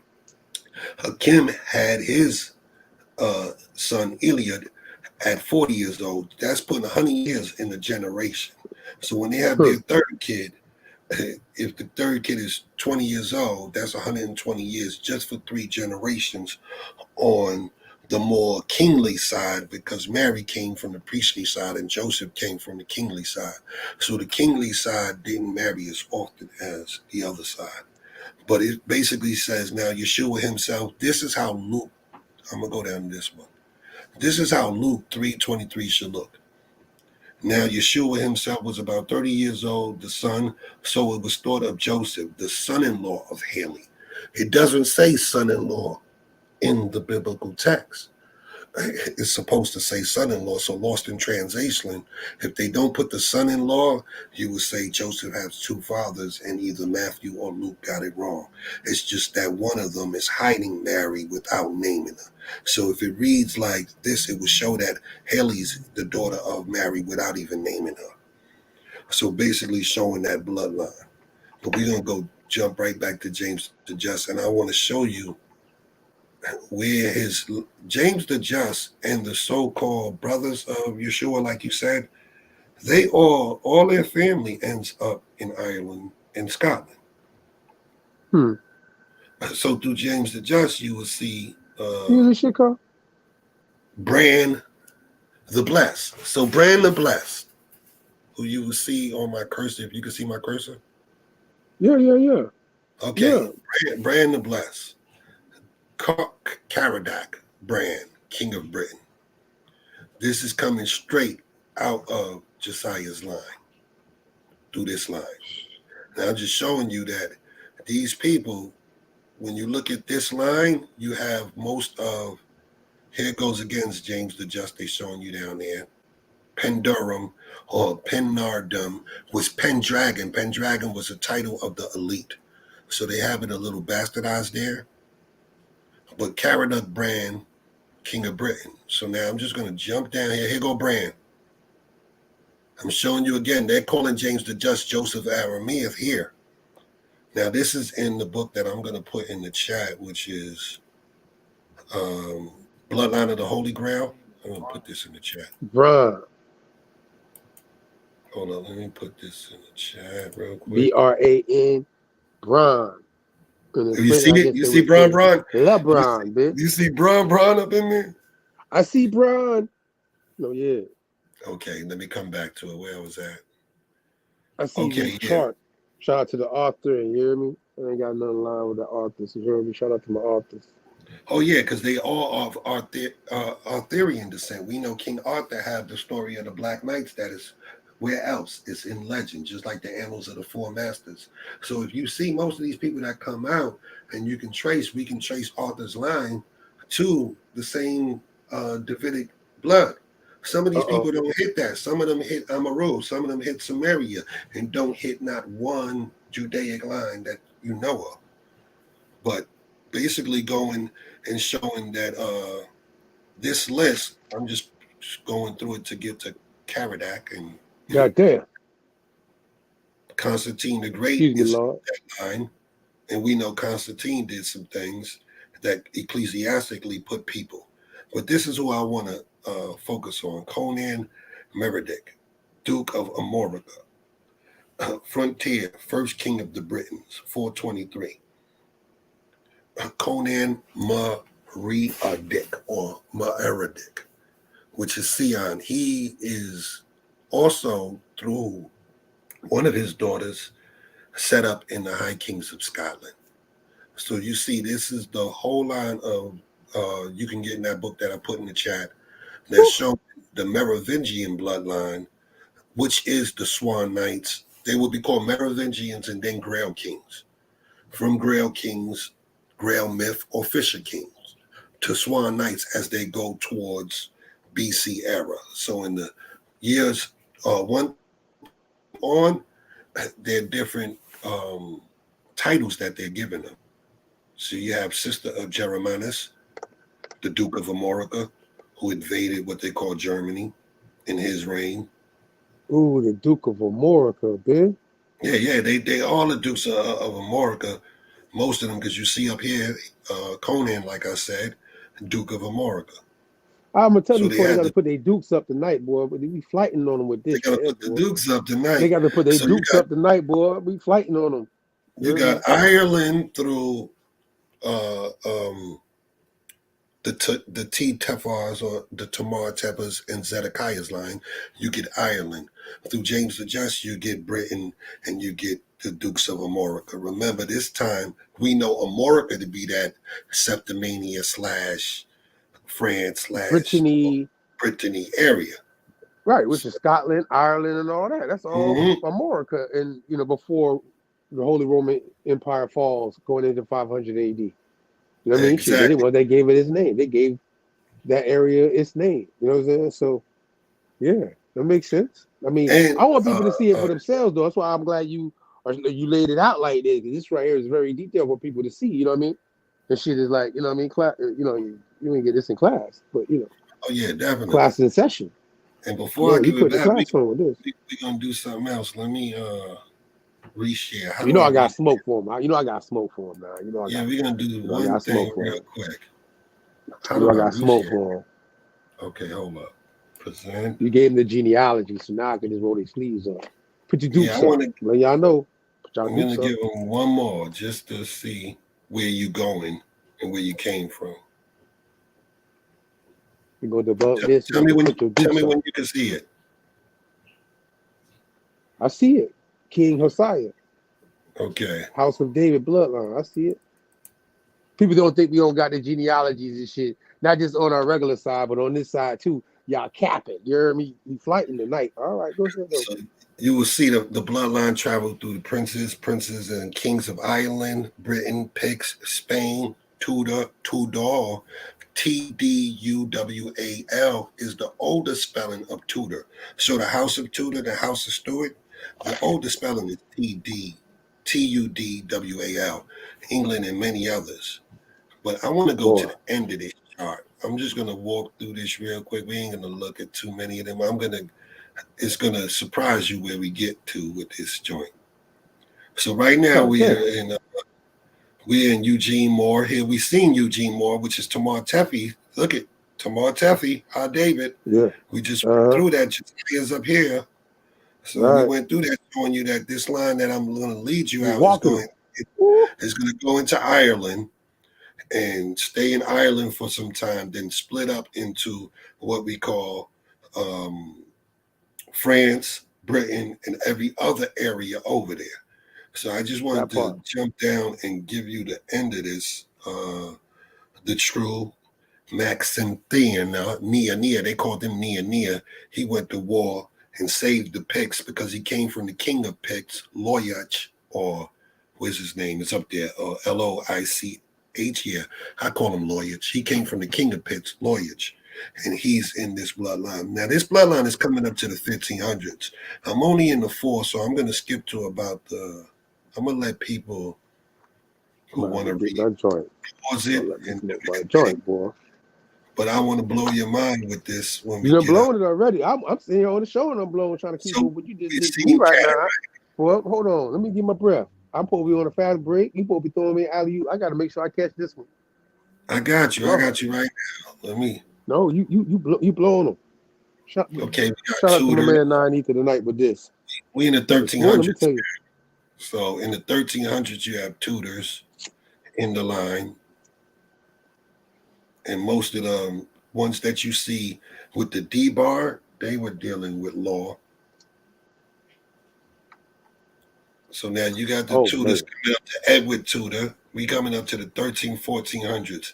Henry VII, Tudor, King of England. So it's basically showing you these bloodlines of James V, Stuart, 41st King of the Scots. So you know we going to King James. James I, Stuart of Britain. He's the last. So I started all the way up there with King Josiah. In the Jacobite. In the Jacobite family. Yeah, these are the Stuarts, and we the prominent Stuart who's up there, Alan Fitz, who is actually one of the beginners of the Knights of Templar, who also is attached to, shout out to Monte with that John Law thing, because we showed in that one that he's attached to the same individual in John Law, the Money Trail. What was it, Mississippi? The Mississippi Money Trail. Oh, yeah. And we got Monte coming back in Black History Month with the Scramble for Africa. Shout out to him. I mean, we got something for him. New Imperialism. Scramble for Africa, New Imperialism, Black History Month. Plug them in on that right there. Look forward in February. Yeah, we ain't playing no games with you in campaign 24. No, we ain't doing that. Hey, you see everything you just look, anybody, you see this, anybody that's watching, you see this chart, we got to lay it out. You see like genealogy work, right? They say genealogy. I mean, some people say, oh, they're going to walk themselves back to Jesus. Well, goddamn, you might as well. If most of your monarchs, kings, and nobility that we know of today, who are the hijack, can trace themselves to Hammurabi and all these other different people, some trying to trace themselves to biblical people, others tracing themselves to gods, you must understand that you need to put legend, mythology, them grail myths, and biblical texts in its manner and see why these people are identifying, like you said. are connecting themselves to either, at worst, to some ecclesiastical or canon type of jurisdiction. Funny enough, most people that's going to get back to finding any kind of nobility in Europe in their lineage is going to automatically get tied to the religious origin story of the people in that area. Obviously, it was going to be tied to the Bible, the Torah, as we're showing here now, right? And that means they're going to get back to, you know what I'm saying? Somebody over there on the Babylonian side tied to that Bible. I mean, because that's what them people, if you don't like it, it's cool. We don't have to subscribe to it. It's just what you got to understand is what them people were doing no matter what. That's what they called it. It's just like other people in their traditions say, hey, we came back from here. Or if your people say that's where they came from, that's their traditions, that's what they say, right? So that's what these people are saying. And these are real people outside the Bible. You feel me? They're connecting themselves back to the Bible. You heard me? Anyways, though, yeah, you flighting. You got anything else for you passing the ball back? You might have just stole for a whole quarter. I'm gonna pass the ball back, but let me see if I can see one person. One person I want to I want to show one person that I didn't show who's connected to Kalalus. I have to show that. Oh yeah, hold up. He's a Mar. Another Mar. Yeah. Shout out to my man Tecumseh. You know what I'm talking about? I'm telling you, you're gonna be on a Babylon to America. You just know that Tecumseh will be on this series if you don't see him every now and then. Shout him out. We're gonna play his joint tonight too. You can grab it right now. I'm gonna find him and do something else. Yeah. All right. So now, come on, guys, let's get to him. Boy, I had to catch my breath. Boy, that was going in, ain't it? Oh yeah. Now we have to lay down the genealogy part so that people can understand. Yo, if that's coming from way back there, and we done showed in the El Negro series, the Mars Ultras coming to Spain and Portugal, setting that thing up. So now you're seeing different lines coming out. They're all like saying what? Mm-hmm. Right. That's why this shit's so ill. You know what I'm saying? That's why I guess what got me into it. When we started doing our genealogies, right? It's the same way when you go in history and you start reading, like, so what these people saying about themselves? You know what I mean? What these people saying that's coming out of this area that they descend from that connects back to an ecclesiastical situation? It's almost like you know what I mean? The Muslims of nobility, most of them are saying they go back to Prophet Muhammad. You know what I'm saying? Mm-hmm. And you know what I'm saying? Something crazy that you would say about Prophet Muhammad prior to the year 1150 AD. Mm-hmm. They were dealing with the nobility of Cordoba and Castile because from 700, his direct bloodline, which we could show one time, his direct male heirs were called the Emirs of Cordova. So if anyone Googles the Emirs of Cordova, you'll find out, oh, that's Muhammad of the year 600 AD, who, you know, whose peoples did that 711, sack Rome, sack Spain, but the upper echelon of his direct descendants were the Emirs of Cordova. Hey, you know what? For the quick commercial break, it's sponsored by Margaritas and Reefer. Mar? You said Mar? Margaritas and Reefer. Yeah, I'm flighting right now. I promise y'all. Ain't playing no games with them. Cheers to y'all, and we gonna get into it now. See, look, now that you done gave me the ball back, I want you to walk with me on this, right? I'm gonna pass it back and forth because I really, after you just did that, I can't catch up in the scoreboard. I ain't worried about it. As long as we win, we on the same team. It don't really matter to me. You was bringing the other side. I was just bringing the genealogy side. But you did the genealogy. The shit was pressure though. You know, feel me? It was pressure. Like I want somebody, and I'm saying you this year, to come back and say what you just showed is wrong. You know what I'm saying? Mm-hmm. We want somebody to come say, well, y'all just showed on that Jacobite edition is cap. You know what I'm saying? Okay, well, if y'all want to flight, we can flight then. You heard me? So we showed you King James going back to Josiah, the 16th king of Judah, who was setting up an ecclesiastical thing. Remember, these two are doing things. He's reforming, right? Josiah is reforming, and what King James is doing, he's trying to get away from the ecclesiastical arm of Spain and the papal bulls, but he gets a pope on his side, that has lineage to his family to give him the edict to say, I'm on it. And he starts a different ecclesiastical thing. So church and state was never really separated. All right, the church was the state. Go ahead. Pull up, God. Let's go. All right, I'm ready now. Got me warmed up. I came off a screen. I see my shot. Taking it. Gonna hit him in the head with it. This one right here. Coming straight in. Now I know we tried. So there's a book to the side there. That's why I really want to show what it's gonna let you know. Chapter 13, like we about to talk about, obviously the 13 colonies. You know what I'm saying? The Jacobites, Masons, Jews, citizens of the earth. This book, man, he ain't gonna let you go to the slide one more time. Just slide to the publication. They ain't gonna let us see the book. It's not working for me to see the book. Hold on real quick. I wanted you to see the cover, because on the cover is a purple cover, and they got the Tree of Life joint, you know what I'm saying? And you know what I mean? It's that purple joint over there. It's really, it's crazy they ain't trying to make it easy for us to really make it blow it up like that. You know what I'm talking about? But either way, you see how much the book costs. It's $349. You know what I'm talking about? Now, Emmanuel's Swedenborg, Secret Agent on Earth and in Heaven is the name of the book. But this is what he's covering inside of it, as it says, Jacobites, Jews, and Freemasons in the early modern Sweden. You know what I'm saying? So it's letting you know that Jacobites obviously are in Sweden. They're obviously dealing with what we call Freemasonry, and obviously have ties to some kind of connection to Jews also within this area and region, right? So I want to make sure I throw that out there. And see in a little quick little part with time frame, just throw little time frames at y'all real quick, right? Because this ain't nothing, but we're going to get into the thick of it. Emmanuel Swedenborg, 1688 to 1772, won fame and infamy as a natural scientist and visionary theosophist. Theosopher, excuse me. Yeah, theosopher. Yeah, that's what it is. Interesting. But he was also a master intelligencer who served as a secret agent for the French king Louis, and it says the 15th, and the pre-French pro-Jacobite party. You hear me? What happened now? Pro. I said pre. Appreciate see the guy in green fighting with me, in a constructive way. That's what you need from your brothers. You know what I mean? You got to fight with you sometimes. Nigga, check yourself. At the same time, you got to agree. That's the man. He always gonna get me right. This right here, Seymour, God.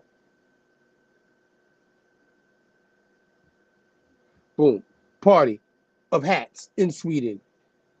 This study draws upon an unpublished diplomatic and Masonic archives to place his financial and political activities within their national and international context. It also reveals the clandestine military and Masonic links between the Swedish hats and Charles Edward Stuart, Bonnie French Charlie, providing new evidence for the prince's role as a hidden grand master of the Order of the Temple of Swedenborg's usage of Kabbalistic, meditative, and interpretive techniques, and his association with the Hermetic and Rosicrucian adepts reveal the extensive esoteric networks that underlie the esoteric politics of the supposedly enlightened 18th century, especially in the troubled northern world of Sweden and Scotland. You heard me? I wanted to make sure you see that. We're going to keep it moving, though. See, I came out the gate. I came out the gate like that. Which Charles was that? That was Bonnie Prince, right? The Pretender. Okay, yeah, it's on point. Yeah. You see what he was into, right? He was a grand master, right? Yeah. And he did the Kabbalistic, right? I don't know, he out there playing. Pull up, guys. Let's keep it moving. All right, now, I came out the gate. Letting y'all know I ain't playing. Just letting you know Jacobites. You know what I'm saying? What these Jacobites into. Being tied to their genealogy that now I just kind of showed you, right? And what they're like, I guess, cryptically upholding. You heard me? Well, this guy right here. And if anybody that ain't seen the show, you might want interested. So you might want to go watch the show. It's interesting. I didn't know about it till I was doing this whole thing, and this came up, and I said, you know what? I'm gonna plug it in. You know what I'm saying? Because we know that things have been whitewashed, not just on the indigenous side, but obviously, especially it seems to be the European side. Because anything dealing with Europe, black folks seem to want to ignore it because everything's out of Africa. But however, why Jamie is called MacDub? See what I'm saying? In Outlander, and this is season 6. So there's a couple seasons you can go back and watch because I didn't know that was even involved. Who? What? Outlander? Oh no, I ain't telling you, Blake. Now just pull up MacDub. I'm MacDub in this conversation speaking through. He's speaking through me, MacDub. You heard me? Pull up, God. Keep going. See, this is the person they got playing them though. The white dude they got playing them. And there you go, God. What happened? What's his name again? The name is Jamie. The actor's name. What you looking at? Yeah, that's the dude who's playing the role of Jamie, also known as MacDub, in the Outlander show. But what is Jamie short for? James. Yeah, I mean, that's interesting enough, right? But I'm slide down. What happened? No, what happened? You took it down. Oh, Yeah. I want to read something on there though. I want to read something on there though. I want them to see something before I pull it to the next joint. Now they got to get the whole thing. Which MacDub is he playing? Oh, watch King of this. Scots? I'm glad you asked that question. Yeah. I'm glad you asked that question. Blow it up a little bit for me, please. Oh yeah, there we go. That's good. Well, that's real big. You can go down now. You know what I mean? All right, now. Outlanders. Once again, anybody want to go watch the show? Jamie Frazier carries many nicknames, but a powerful one, MacDub, resurfaces in the series' most recent episode, Outlander Season 6, debuted on Stars on March 6th, and with it comes a strong tie to Jamie's time at Archmere Prison. In a long flashback, viewers return to the years of Jamie's imprisonment when the other prisoners refer to him as MacDub, a name that has a big history and offers great meaning for Jamie's character. Outlander tells the story of Claire, a World War II's nurse, on a holiday with her husband Frank in Scotland when she suddenly falls through time by touching a stone at Dun. Arriving in the year 1743, she meets Jamie Frazier, and the pair fall in love. And Claire, choosing to remain in the past with Jamie rather than return to her own time in 1945. They give you some context to the movie, right? I want to make sure y'all know, but they're taking you back to the Jacobite time frame, you know what I mean? In Outlander, if you want to go watch that, you know what I mean? Slide up a little bit, guys. Slide up a little bit, guys. They're going to get to the MacDub part right now. They got to get the advertisements in and all that stuff. All right, MacDub means, right? That's what I want to get. We're going to keep it moving now. I'm going to pull up the real person. Trust me. I said, MacDub means in English, translated, explain. Keep it going. Keep going. Right there. Firstly, Jamie's nickname. MacDub is Scottish Gaelic, the old language of the Scottish Highlanders. The Battle of Culloden, Outlander season, saw the Highlanders greatly outnumbered by the British, leading to a great massacre, with the Highland survivors being sent to Asmere prison following the battle. By using Scottish Gaelic, a language unique to the Highlands, the men create a sense of camaraderie in keeping the history of their people alive following slaughter, highlighting the significance of the nickname. You know what I'm saying? Now, they don't even go into it deep. Slide up a little more. They got a little more in there. A little more meat on this joint. Right there. All right. And then it says the name also speaks deeply to Jamie's specific lineage in multiple ways. Translated, MacDub means the black one, in reference to Jamie's father, Brian, who was often referred to as Black Brian for his jet black hair. I guess it's where people be getting the swarthy part mixed up with it. They say, oh no, that just means it's white folk with black hair. Right? I guess that's how they got it. They try to do it. Well, no. The Mac refers to Jamie's mother's side in the lineage. You know that's not true. I know what Mac, what's my name, go back to, means son of, like how Bar means, you know what I mean? The son of, like Ben means the son of, Mac means the son of. You know what I mean? At the end of the day, one of the black or one of the brown. You know what we got? But however, they're showing that right there. Pull up the next joint though, God. MacDub.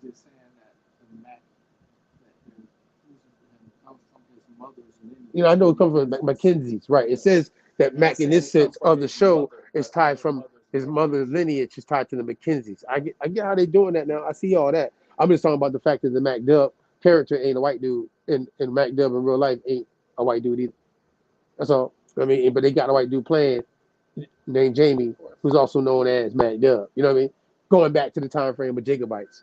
You know what I mean? That was just anybody that want to watch the show. I would give them a shout out. I guess that's how it worked. So pull up though. Let's get to the real person though. As we yeah, give me the next person real quick, guys. Next joint. Again, one shout out to everybody in the chat, tapping in live or afterwards. So this is a genie, you know what I mean? For anybody to do the genealogy, you know what I'm saying? They be doing. You can go to this joint, you call it Genie, right? So they got this right here laid out for Dub Mac Mall. He was a rapper back in the day. You remember the rap back in the day? Mac Mall? Put a dub on it. Call him King of Scots. You know what I'm saying? Dub Mac Mall. You know what I'm saying? And that's his. Also, these are other also named now. Dub Mac Mall, call him. Duff, then the Vehement. That's one of his names. Like, you know, it's kind of interesting. You wouldn't even think of, right? But then Niger, like nigga, the Black. This is different names for him. Circa, 915 AD, Scotland, United Kingdom. Died 966. You know what I mean? They got the little joint at the Isles of Iona, Scotland. You know what I'm saying? Immediate family, Malcolm the First. Let you know. Kenneth, like I said, the Kennedys and shit. Kenneth, MacDub again. There's another MacDub right there. King of Scots, brother, Kenneth II, King of Scots. You know what I mean? And nothing but kings coming after him, right? MacDub. You heard me put a dub on it. Now you see that, right? How that look to you? Being you were doing genealogy earlier. You know what I'm saying? Like, I want to make sure you came in so hard. No, with it's genealogy definitely earlier. it's definitely in that line. And the 10th king of the Scotlands was a MacDub too. 10th king of Scotland. Yeah.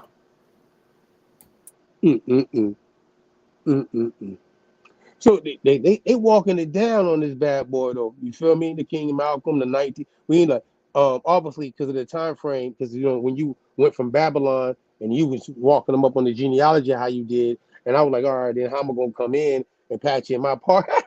But at the same time, you know what I'm saying? Okay, I slid. All right, boom. All right, but boom, stop right there. There we go. 10th century Pickish Chronicle, Cornicia, that's Spanish way of saying it. Day origin, Antiquum, Pictorum, records that Niger, Phyllis, Mal, or Male, however you might pronounce it, Colum, was king after King Indolf in the reign for 5 years.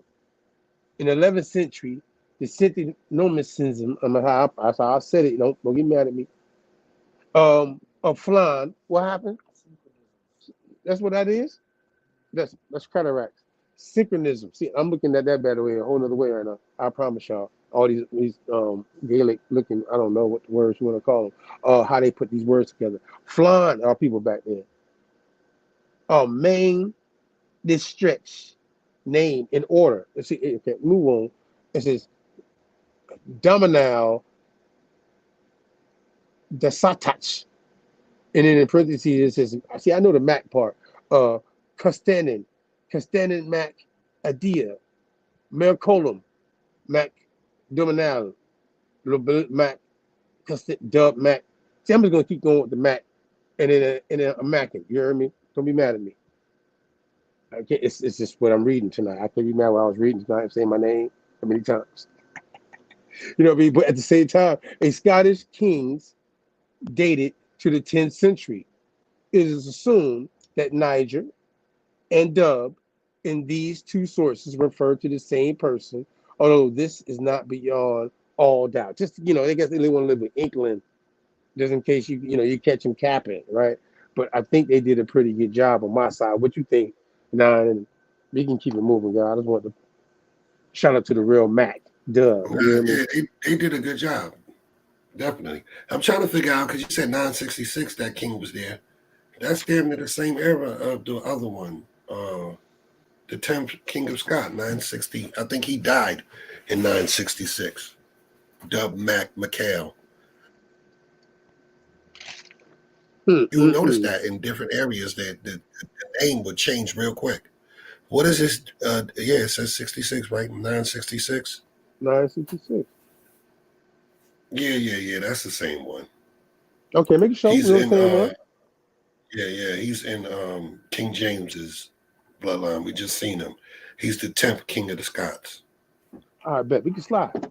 We slide, guy. I want to make sure we're the same one. You know what I mean? That they're trying to talk about, right? Even though it's funny, like they were talking about going back to 1740 something. So they throwing the timeline off with these shows. You see what I'm saying? The MacDub. You see how they made up a character, but they used MacDub name. Yeah, they using the person from the 1000s. That should be, you know what I'm saying? They didn't want to go You got back timeline get fucked that up. far They back. fucking up the timeline with these fairy tale shows they're making now. With the narratives of honoring certain things, but still fucking up the timeline, doing it at the same time, right? Because homegirl going back to 1745 looking for a MacDub. It ain't the MacDub. We know the MacDub I'm talking about, tied to this Jacobite situation that's tied to the King of Scots. You heard me? Yeah. Niger, Nuggle, Dubs, Black, that part. Slide, right? Let's go. I'm ready. Keep on sliding. Now it hit me with the word. I want to pause this real quick and put it in there because it's going to be obviously understood that these same people, like the MacDubs and them, this is the term, and they're earls of certain areas. I'm gonna show that too, such as this term right here. You can go up without. I don't think they can see the whole thing. Stop right there. All right, no, it's crazy. Now I know I've shown this before, but I'm gonna make sure you get context. Morien, and then after that it says also Moryen. Then when you come down a little bit, I want you to pay attention to the word. It says Morryan. All right, in this joint, because you're gonna see an earl. You know what I'm saying? The earls and shit, the dukes and situations tied to this. Feel me? Tied to something in a minute. So adjectives, as it says, Moorish of Moorish race, dark, swarthy, a Moor, blackamoor, Negro. You know what I'm saying? So the Dubs and all them, the Scots and all them. This is what they would be considered. You know what I mean? In complexion and of their origin. You know what I'm saying? I can't anybody guy you go against that? Do you just do you disagree with that? You know what I'm saying? What's the chat saying? Anybody in the chat saying they disagree with these people, Mac Dub and them, like Mac Aether here being almost considered a Negro, black Yeah. Nah, that's swarthy black person. nobility. That's a blackamoor. Yeah, that's a black Moor. All right. You know, with that blackamoor being put in front of the term Moor, right? Because if they were earls at one time, that would mean that before a certain time frame, that word black really also being associated with them is actually the fact that they're being blacked out of their nobility. You see what I'm saying? Definitely. You feel me? You got Jacobites being exiled out of their earldoms in duke positions. You feel me? We're gonna show it though. Slide. We're gonna show it though. See, I'm gonna show it. And that's, you know, Kabbalistic and orders of Scotland, and you know what I mean? Because this is where, you know, Scots don't get enough credit. I guess maybe it's because it's tied to swarthy people in their not only their nobility, but also in their spiritual and Masonic lodges. You know what I'm saying? Pull up. And I think that Scots don't get enough credit, but the Jacobites. And this website is occult, isn't it occult.com? Occultworld.com is where they had something on the Jacobites, so I'm gonna give them a shout out. You know, I'm just going through the Jacobite thing, so I want to make sure you hit it, so you know we ain't playing around. We make sure we lay it down smooth. Now they say partisan of the House of Stuart, opposed to the handover rule in Britain from 1714, the Jacobites took their title from the Latin version Jacobus of the names of the exiled James II and his son, the Old Pretender. On James' daughter, Queen Anne's death in 1714, Parliament gave the throne to the minor German prince George of Hanover, a descendant of one of James I's daughters. In response, the Old Pretender landed in Scotland in 1715 and attempted to start a rebellion against the new king. The rebellion fizzled out, though, and most of James' supporters had to flee to France. You see what I'm saying? So this is how we get some of them Jacobites in France, tied to Freemasonry, by the way, as well. Just to let y'all know. You know what I mean? It says, in this was the intention. The challenge was to taking up the Jacobites between 1723 and 1730. Masonic lodges organized by Jacobite exiles sprang up in France. In 1732, the first French lodge, chartered by the English Grand Lodge in London, was founded, and from then until 1738, Jacobite and Hanover factions in French masonry fought a bitter convert struggle in which the English ambassador in Paris, Lord Waldegrave, had a part. The Jacobites fared poorly in these struggles, not least because Hanover in England had enormous prestige in 18th century France. You heard me? Them Hanovers, right? Yeah, you know who them Hanovers is, right? The German line that ended up taking over the 13 colonies, right? Am I right about that? Nah, am I right about that? That the Hanovers are also had their hands? Definitely. Shout out to Hanover Street, Manhattan, the Four Corners, Hanover Street, Wall Street, Bank Street, and what's the last one? Hold up, Hanover Street, Wall Street, Bank Street. One more. I think it's River Street. The Four Corners. It's one of them. I know Hanover place is the big boy.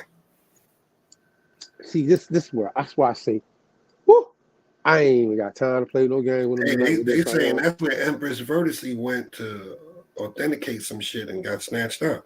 Hanover Street. And then try to go to 55 Water Street. Listen, you French lady.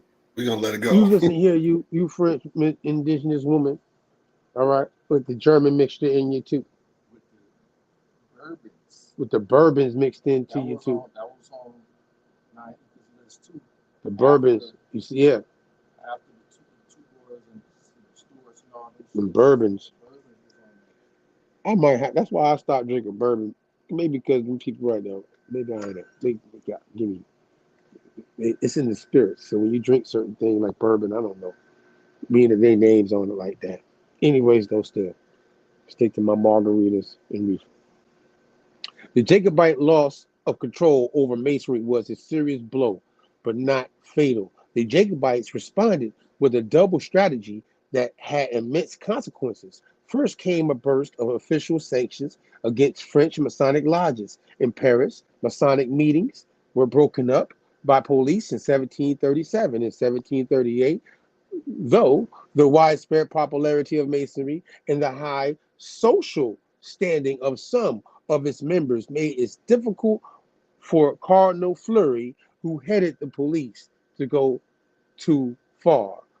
More serious action came from Rome, where in 1738 Pope Clement, that would be the 12th, issued the bull of amenity, the first Catholic condemnation of Freemasonry, which excommunicated all Masons and reserved the rights to absolve them to the Pope alone.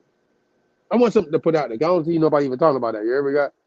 I don't know anybody. Nah, I ain't even heard nobody even say that shit to me. Like in no kind of world. I ain't gonna lie, I never seen that before, so I had to make sure I read it the first time just to put that out. We can move on to the next joint though, because this is really about the Jacobites. I just want to highlight certain things. People can go, be like, hold on, wait a second. Yeah, well, how did that work? You know what I mean? How does that work now, huh? Yeah, that part.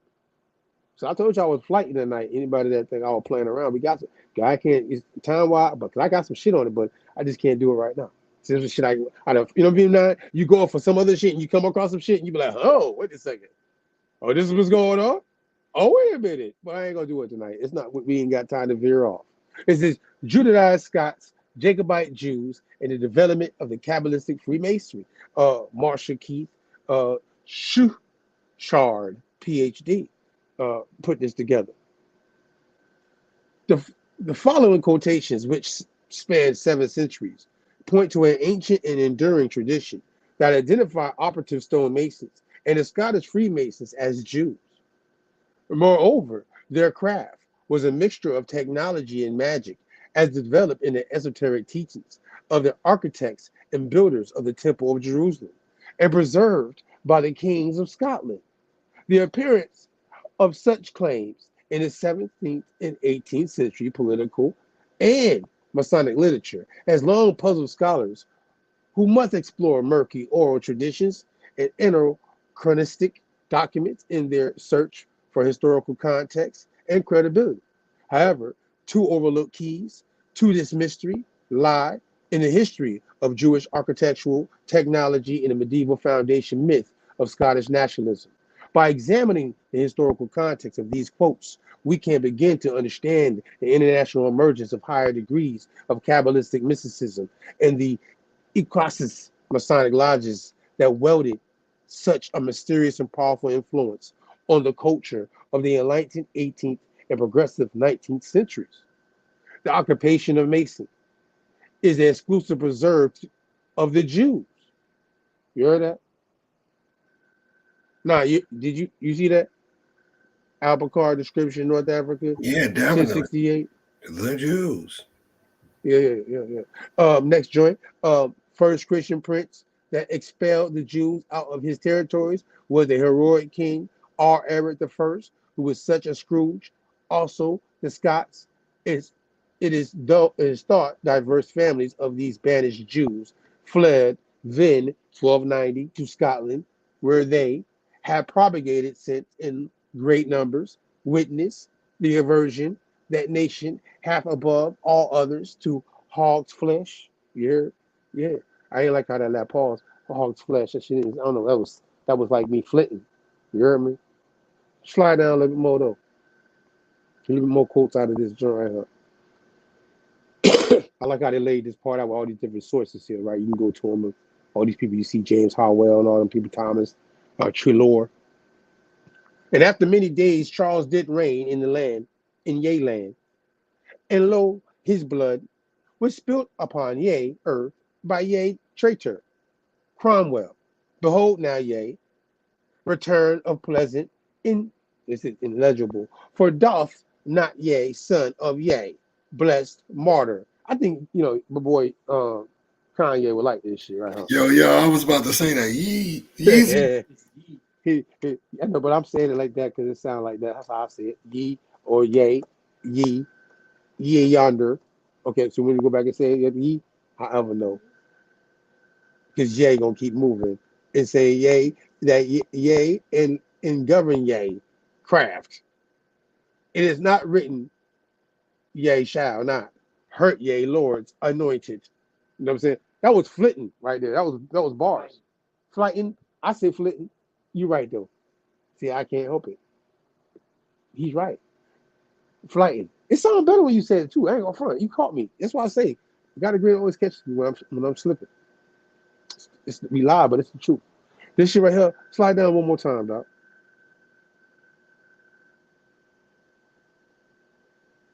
I'm flighting right now. Even when I said it wrong, I was still flighting though. You feel me? Yeah, you stopped my shine, but I was flighting. You know what I'm saying? I had my hat on and everything. You couldn't just go with it. It's all good though. I gotta be truthful. We gonna be upright. Yeah, sure. All right, so the branch of the Lodge of Solomon's Temple, afterwards called the Lodge of St. John of Jerusalem, is, as I can easily prove, the anatist and purest now on earth, the famous old Scottish Lodge of Kilwinning, of which all the kings of Scotland have been from time to time grand masters without interruption, down from the days of Fergus, who was carefully instructed in all the arts and sciences, especially in the natural magic and the Kabbalistic philosophy, afterwards called Rosicrucian. Speaking of the Kabbalah, as the Masonry was called in those days, it's clearly saying that the Kabbalah is before Masonry, for the record, right? 980. Definitely. Right? And we know that the Kabbalah system is tied to Yahudi, right?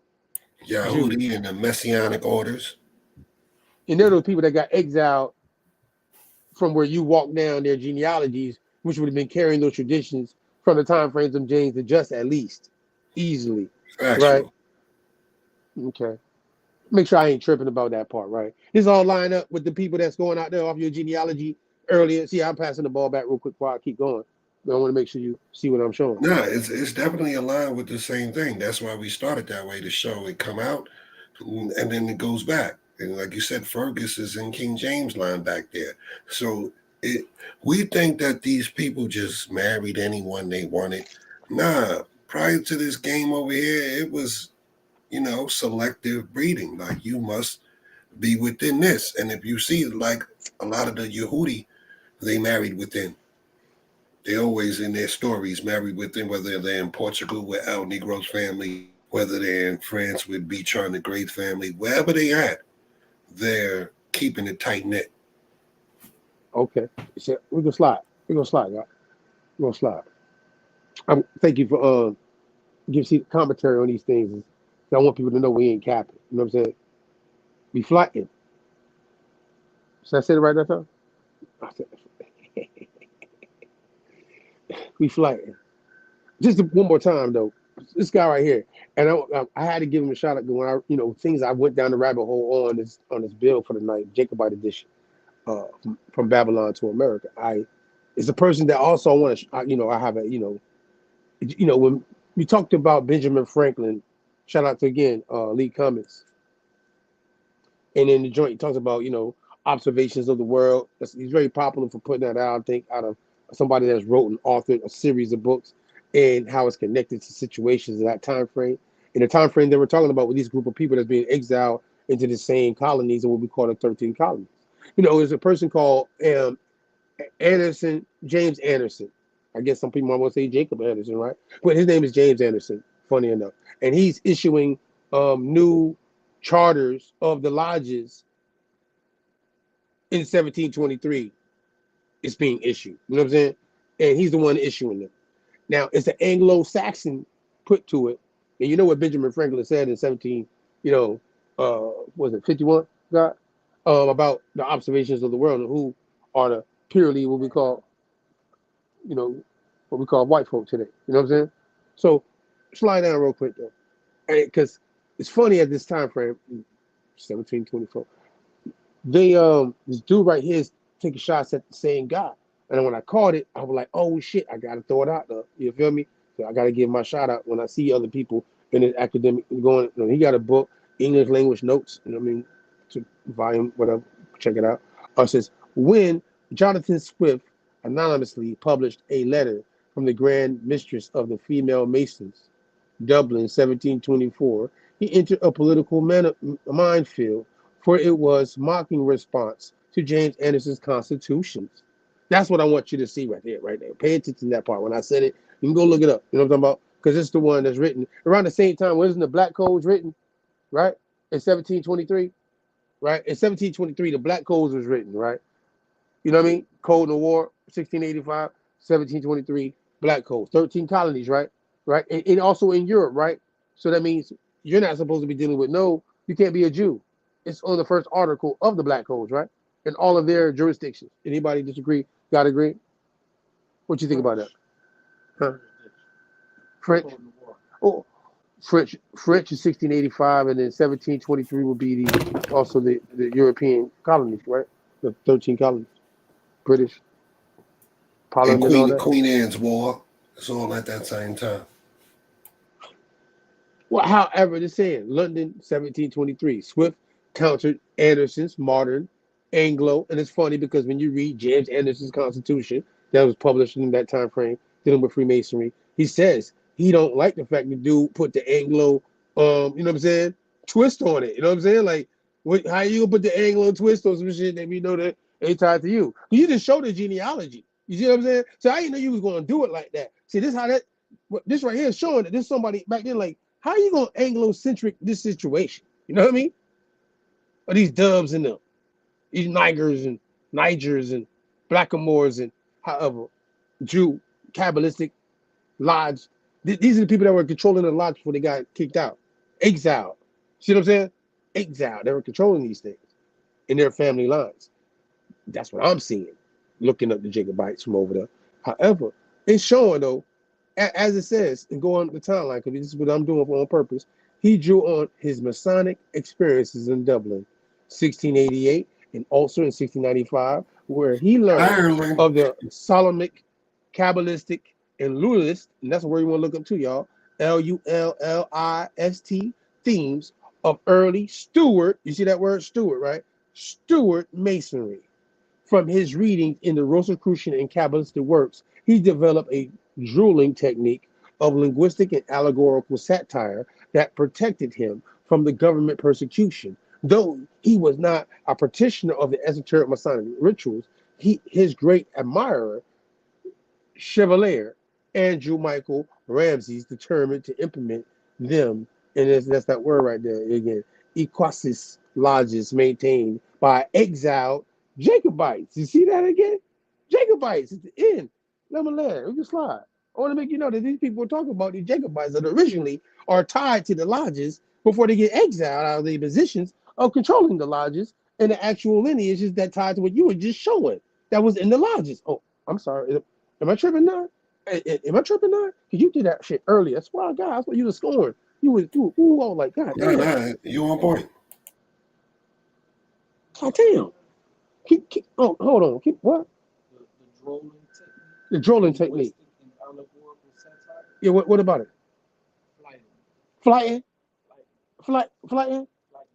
That's flighting? Oh, shit. That, you look at a guy would have pulled that up real quick. He slick, though, in the back. Shout out to the production. See what I'm saying? He's saying that the Kabbalistic works, he developed a drooling technique of linguistic and allegorical satire that protected him from government persecution. That nigga was speaking metaphorically. He was dropping it. Nigga said, I'm on my square. Nigga was on this goddamn. I just caught it. God, you done put me on right there. I ain't even catch it when I read it. You heard me? I promise you. See, you caught me live again. You two for two tonight now. I ain't gonna lie. You flighting on me in the background? In the background, you flighting on me, dog. All right, though. Next one. Let's go to the next one. You can slide. You flighting on me tonight. I see what you're doing. I got you, though. See, because you be getting this shit ahead of time. I be thinking that, see, when we get it, and I send the joints to you, you be like, okay, I gotta go, I'm gonna catch it right here. And that nigga gonna fuck it out. I'm fucking with you now. Yeah, my nigga. No, we that's why we supposed to do it, though. We want people to know we ain't capping. This ain't no make believe. You on here, the shit, we live. So the Oral of Moray. I say Moray. That's how I'm gonna say it now. I mean, the title of Moray or Mormare, and I'm gonna get to that word. I'm gonna click on it because it's, you know what I mean. I want to make sure you know. And it says the Mormare of Moray. See, the Mormare of Moray, or King of Moray, was originally held by the rulers of the province of Moray, which existed from the 10th century. We just went, MacDub, right? MacDub, 10th century, right? Okay. Facts. With varying degrees of independence from the Kingdom of Alba of the South until 1130, and the status of Moray's rulers was ambiguous, and they were described in some sources as Mormares. Click on Mormare phone, give it to them. Earl of Mormare, the Earls. In early medieval Scotland, a Mormare was a Gaelic name for a regional or provisional ruler, theoretically second only to the King of Scots, like MacDub. You heard me? And then it says, and the senior of the Tosik, and it says, which means chieftain. Mormares were equivalent to English earls or the continental counts, and the term is often translated into English as, and pause. You want to look up the word, there it is. Earl. I want to Earl on you. Am I flighting? What happened though? Mayor. Like mayor. Like how we have mayor. It's more mayor. You know what I'm saying? And it's in our system. See, it's in the 13th college. Mayor, like a mayor is a person that, you know what I mean? And then you underneath the mayor. That's the Spanish variation of it. See, there it is. We live with it. Go down a little bit more since we clicked on more mayor. People might not know about that. Because see, 9, see, pause. Right there. Pause. 9, do you see where it says Earl of Mar? You see the Earl of Mar? Yeah, definitely. Earl of Mar. We just went to the genealogy and you was showing the MOR, right? But this right here is showing right there. And then, you know what's funny? I'm gonna slide down a little bit more. We're gonna slide down a little bit more. See, I didn't need to go walk that down like that though. See, this is how we live. It says in the second element of Mormare comes the Gaelic or Pictish mare, meaning steward. But the first element could be either great, Gaelic MOR, or the Pictish or the genitive form of the word for sea, Gaelic moro or Pictish more mare, could therefore mean either great steward or sea steward. Ooh, Lord. Slide back. Let's keep moving. I ain't playing with them. I'm flighting. You heard me? What they gonna do? What they gonna say? Flight back then. Flight back. You know what I'm saying? No, listen, I swear, because somebody the other day was like, Matt, you know, you too conscious for that. I'm like, nigga, I ain't that conscious. Don't play with me like that. That's a loose. I ain't playing with you, absolutely. I ain't playing. I'm flighting right now. You see my cap. So either way, though, the guy, the position, as it says, suppressed by David the First of Scotland. And see this dude, David the First of Scotland. He following after like the whole tradition. You know what I mean? And he's a king now. You know what I'm saying? He followed the tradition of the King David of the Lord. You know what I'm saying? You feel me now? This dude, David the First, he on some Kabbalistic shit like he King David. You heard me? In Scotland. You heard me? I'm letting you know. Yeah, He's you fighting. He like, nigga, I'm King David. You heard me? Stop playing with me. Yeah. So that's all in there. More mayor. It's just the title, who has subsequently been created several times in the peerage of Scotland. It has been held by Clan Stuart since 16th century, when James Stuart, illegitimate son of James V, was granted the title. You heard me? Listen, this ties to the KJV, right? That's what we about to get to, right? Or am I tripping? Nah, tonight. You're on point. They thought we was tripping when we brought Lee Cummings on the show, and we told them we wanted to get Lee on the show because see, we know people like to see authors, right? So maybe when they listen, like we showed the other man earlier, the white dude talking about the 13 calendars, we done told you that too. But however, you know what I'm saying? 13 months is what I meant to say. 28 days, 364 days, 91 times 4, 28 times 13. Don't play with my mathematics. I'm flighting right now. I ain't playing with you. You know, James Stuart, the first Earl of Moray. See, boom. This is lined up. So just in case you thought I was tripping, I'm not. This shit lighter than a feather right now. Look, go ahead. James Stuart, first Earl of Moray. You heard me? See, they said what they said in the other joint, 16th century, right? 1531. You heard me? Slide down, guys. James Stuart, first Earl of Moray. You know what I'm saying? Now, if we come down a little more, the illegitimate son of King James V, Lady Margaret Douglases, Stuart led the Protestant lords, them Douglas, on glass, you heard me? And then the Douglas, yeah, that's them black Douglases, you heard me? Yeah, this right here, Mary Stuart's mother, Mary of Lorraine, no pun intended, the Queen Regent, when Mary Stuart assumed control of the government upon the death of her mother is 1560, 1600s, right? You see that Earl of Mar again pop up? I ain't capping. I just making it happen because you might not know about it before, but now you know. You hear me? Campaign 2024. I'm telling you, I'm flighting right now. I ain't playing with y'all. Ain't no beat behind this bit either. Heard? Keep it moving. Now we slide. Yeah, we gotta move. We moving through these joints right here, guys. We sliding through these joints. We fighting on these joints. Fly through. You heard me? Because I think he gave it. But now I did earlier. He put so much points on the board, guy. Feel me? I was like, I don't know how. Oof, Lord, it's hard to come back from how he put that on there. I really want to let it just pause and everybody pay attention to that right there. So luckily they can go back and watch it if you ain't catch it the first time. But can you make it a little bit bigger? Because my cataracts ain't gonna work this time. Tonight for that. I wanted to just highlight some Jacobite things after we did all that. The Walton Black Act of Jacobitism. You know what I'm saying? Just show y'all some acts, some lawful things that took place with the Jacobites. You heard me? It enters the origin of Walpole Black Act, and it says the Walton Black Act is actually called by a rising work of Pat Rogers, an exceptional severity. That's right, making no less than some 50 new offenses. Capital, its origins have been debated by legal as well as political historians. While Rogers stressed the criminality of the blacks, Thompson set the act in a social historical context, suggesting that its importance was in assisting the placement of the Hanoverian establishment and Walpole's administration to a stronger hold on lands in the black areas at the expense of older and smaller gentry and the usage rights of yeomen, farmers, tenantry, and the poor.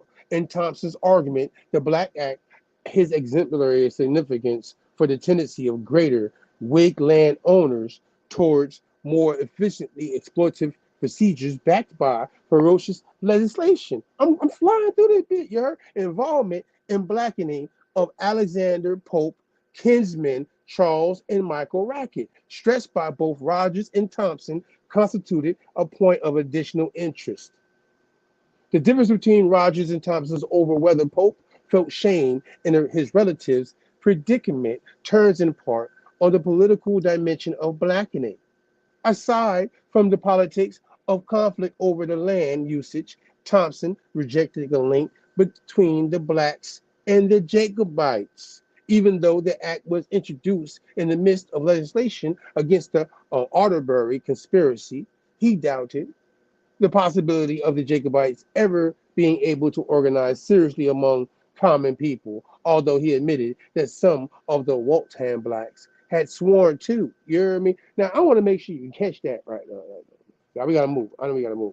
Timing wise, we got more slides. I want to make sure we get as much of these things in this edition tonight. We're going to get out at 11:11.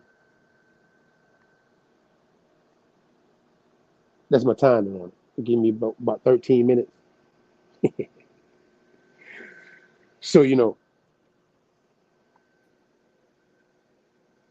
supremacy and survival, English Reformation. Did we miss something, guys? It's supposed to be this one and that one, the other one. What about the two Jacobite colonies in the rebellion? See how I'm saying? I'm moving fast. See. All right. So boom. Supremacy and survival. I want to highlight this. The English Reformation, Native American, Jacobites. Check out the book. It's called Storm of the Sea. Slide down real quick. Give you a little quick context on it, real quick. Boom. You know what I'm saying? Obviously, the stewards are all throughout this bad boy, right? That's what I'm saying. You see what I'm saying? It's all good though.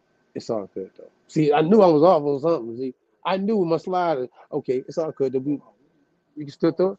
Or we want to do it real quick? Okay, let's do that right there. Yes, let's do it right. We're gonna come to that right. Put it in order. But that's a good book though, because it actually goes right with the Tecumseh joint. You hear me? You see how that shit? Yeah, I wanted that to. I'm trying to fly. I put my opinion on this tonight. You know, opinion is a feather, right? Yeah, all right. Just let y'all know. I put my opinion on it tonight. Flighting. In the distant past, the names of common people. This is it. All right, now. All right, were seldom recorded, except on a special occasion by churches, to proclaim the value of each and every individual, or at other times when powerful and often recorded persons use commoners for fighting wars or itemize them on tax lists and other financial records. Around 1715, during the evening associated with the Jacobite uprising in Princeton, 5 years before the birth and the well-known Jacobite Bonnie Prince Charlie, whose image we have, we recorded the individual names, many common people in prison, costing the authorities to pence their dean. Per diem, you hear me? Yeah, I like that joint. On ships costing £2 per person to transport into Exile, and in land records, people recorded as real property and sold for cash. Finding all 10 ships listed together in one document has been an elusive task until Hugh was fortunate enough to stumble upon a warrant filed away for safekeeping in the wrong box in the British archives. We can assume that it is accurate, as it is a bill requesting payment from the king for transporting the prisoners on the 10 ships. Now look, when we get the side into, between 1650 and 1775, many thousand Scots were banished to the American colonies for political, religious, and criminal offenses. Following the English Civil War, Cromwell transported thousands of Scots soldiers to Virginia, New England, and the West Indies. An additional 1,700 Scots were expelled as enemies the state after the Covenanter Rising, and 1,600 men, women, and children were banished as a result of the Jacobite rebellions of 1715 to 1745. A directory of Scots who were small, banished to the American plantations, is available in the Genealogical Publishing Company. Make sure you catch that part, you heard me? And then it says, I'm going to say it again, the Genealogical Publishing Company, you heard me? And then it says, Mr. Dobson, author, provides a list of these banished Scots who are the ancestors of thousands of Americans living today. Whoo! Bars.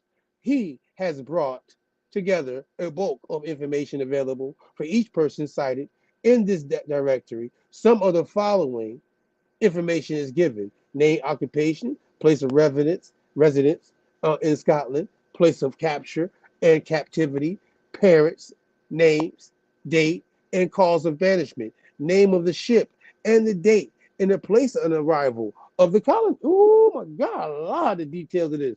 What? Well, look, they got more details of these dark-skinned people coming out of goddamn Europe like this, Scotland, than they do out of Africa, period. You heard me? Now, when I come to see y'all, and shout out to Monte, in the Scramble for Africa, I'm gonna show you how them same people right here that's being exiled seem to come back as crypto Africans before there was even a Pan African move. You heard me? What happened, God? We got the ships right there, though. Okay, the frigate Scipio, you know what I'm saying? 1716. Go down the list real quick, God. Let them see that though. We ain't gonna let them see the 10 ships real quick. We're gonna slide. It's not working. Oh, you clicked on the don't even try to go into it. Just screen down the joints and let them they can look them bad boys up.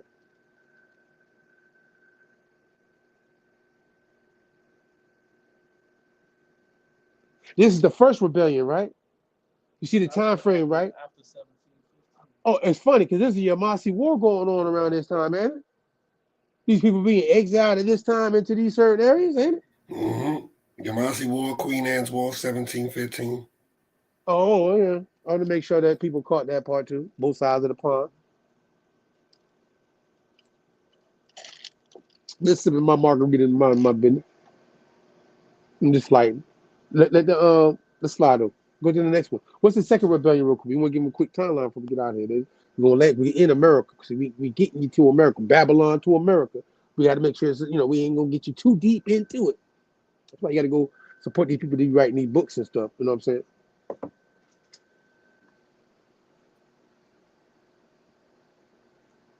You slide and make it a little bit bigger right there. The Jacobite clean. That's right there. My cataracts.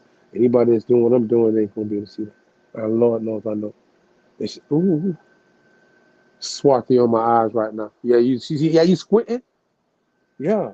All right, there we go. Oh, what's over there? What's better? And this is the second rebellion, right, God? Time frame? 1747 time frame. You see what time frame? Slide down. Read it. You want me to read it? An exact list and description of 150 rebel prisoners shipped at Liverpool on board of the veteran John Rickey, master for Leeward Islands, which were taken near Antigua the 28th June last by Diamond privateer Paul Marcel, commander, and carried into Martinico the 30th June 1747.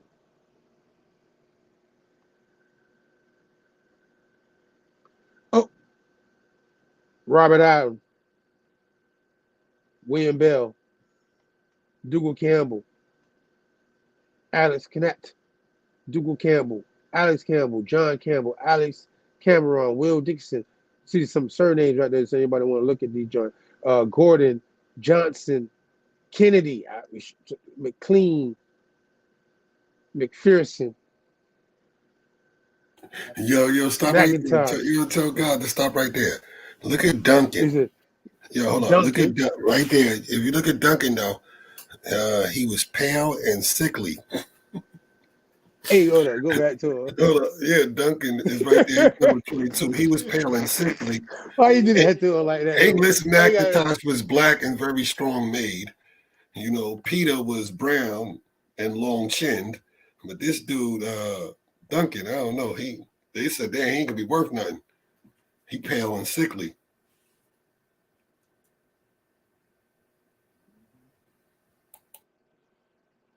Hey, look.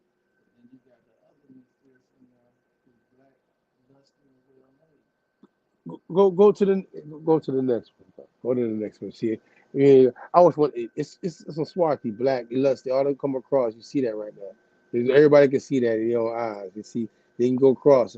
John Johnston. You know what I'm saying? It says you see what he doing. He brown skin. Person above him, he black.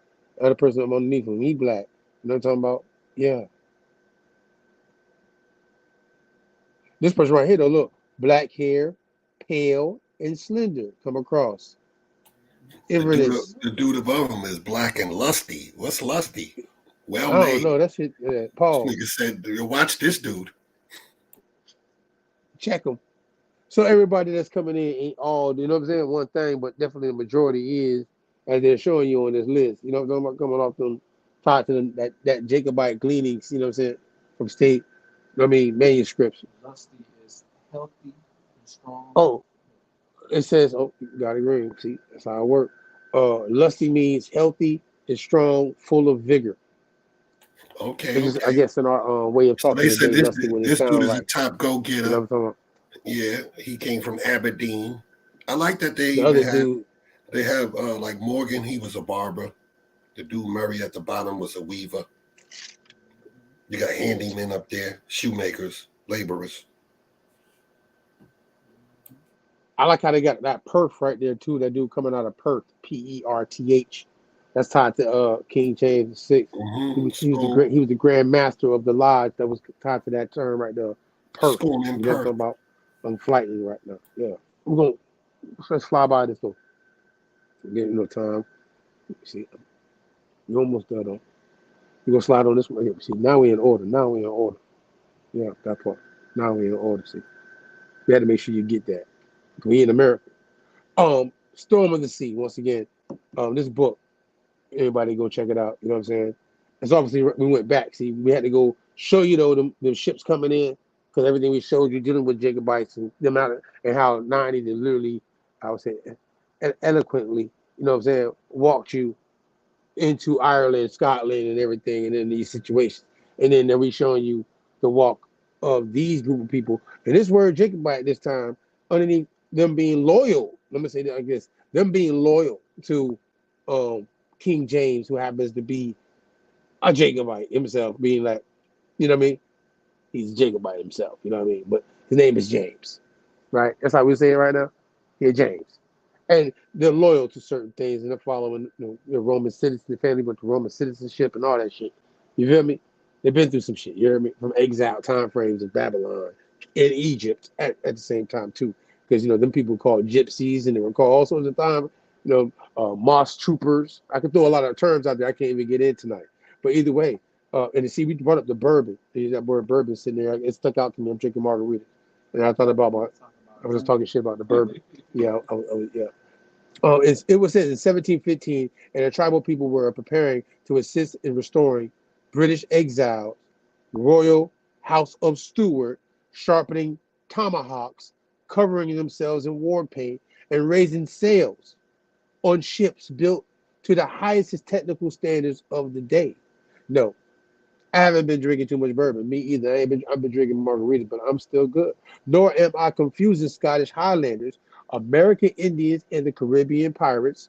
I am writing about a combination of two facts: the amassing of a fleet of sailing ships by Indian tribes of the Wabanaki Confederation, and the role which those tribes played in the Jacobite movement, facts which are virtually unknown, by which can be studied in Matthew Barr's book, Storm of the Sea, Indians and Empires in the Atlantic Age of Sail. And that's my plug right there. It says, from the time they learned of the Glorious Revolution until 1760, the Wabanaki supported the claims of the Stewart dynasty. Ooh, what the Indians doing on this side, rocking with them exiled Jacobite Stewart people, huh? And they're against that Wabanaki Confederacy is against the Iroquois Confederacy. That What's that Wabanaki going on? is the Abenaki, the Wabanaki, the Erie, the Sasanic. I don't know how to say it's like Sassawis. It's a whole bunch of Confederate. They had the Malicot tribe. So there's a whole bunch of tribes. The Isapi tribe or Isapis tribe, which is Yeah, part of the Amoragarakan that we were talking about. But they were the all on the Mogorokarakan. basic on that Wabanaki Confederacy that was fighting against the the Iroquois. You see, right after that, though, even though it took you all the way up earlier, we were talking about the time frame 1715. In the next very paragraph, it does say, from the time they learned the glorious revolution until 1760s, the Wabanaki supported the claims of the Stewart dynasty, making them some of the last adherents of the Jacobite cause. It was a position which contributed to the cooperation with the Jacobites, French allies in colonial campaigns during the War of the League of Augsburg, the War of the Spanish Succession, and the War of the Austrian Succession. Cooperation of greater strategic significance then might be readily apparent. And I'm gonna slide in. We're gonna keep it moving because you can read that if you catch. You can go back and watch it. You can see the bottom part right there on the website. You know, say Battle of Coding. You know what I'm saying, and all that right there. We in Americans though, we got indigenous people fighting for, as people like to say, Black Europeans. But at the same time, I like to call them about it. You know, you learned some things tonight. They Jacobite folk, they exile. You might say, oh, they were colonizers. King James is the colonizer, but these folks ain't colonized. They exile folk. You hear me? Yeah. Ready? Shout out to Tecumseh. Go back and watch the joints, man. I'm trying to tell you because man, Tecumseh been putting out heat. Feel me? I even got to go back and watch the joints. You feel me? He got so much shit coded in that bad boy. We're gonna play this quick clip though, because he already put this out last year. Just to let y'all know he was ahead of us on this right here for y'all to know. Wabanakis and the Jacobites. Plug it in. Did you know that the Wabanaki Confederacy assisted the Jacobites during the Glorious Revolution? In 1715, the Wabanaki prepared themselves to assist in restoring Britain's exiled royal house of Stuart.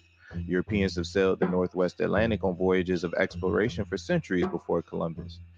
Many believe that the Templars, led by Henry Sinclair, made it as far as Rhode Island and left evidence such as the Newport Tower in Rhode Island and the Overton Stone found in Nova Scotia.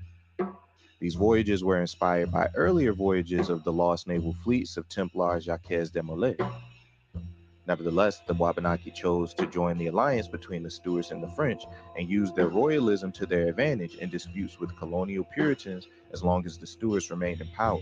Their assistance was pivotal during the War of the League of Augsburg, the War of the Spanish Succession, and the War of the Austrian Succession. For more interesting facts like this, please like, share, and subscribe. Listen, I'm flighting on y'all tonight, boy. I'm gonna tell you something. What I got left, God? That's it. That's on. I landed it. Nigga said flighty. My clip empty. My Jacobite clip empty.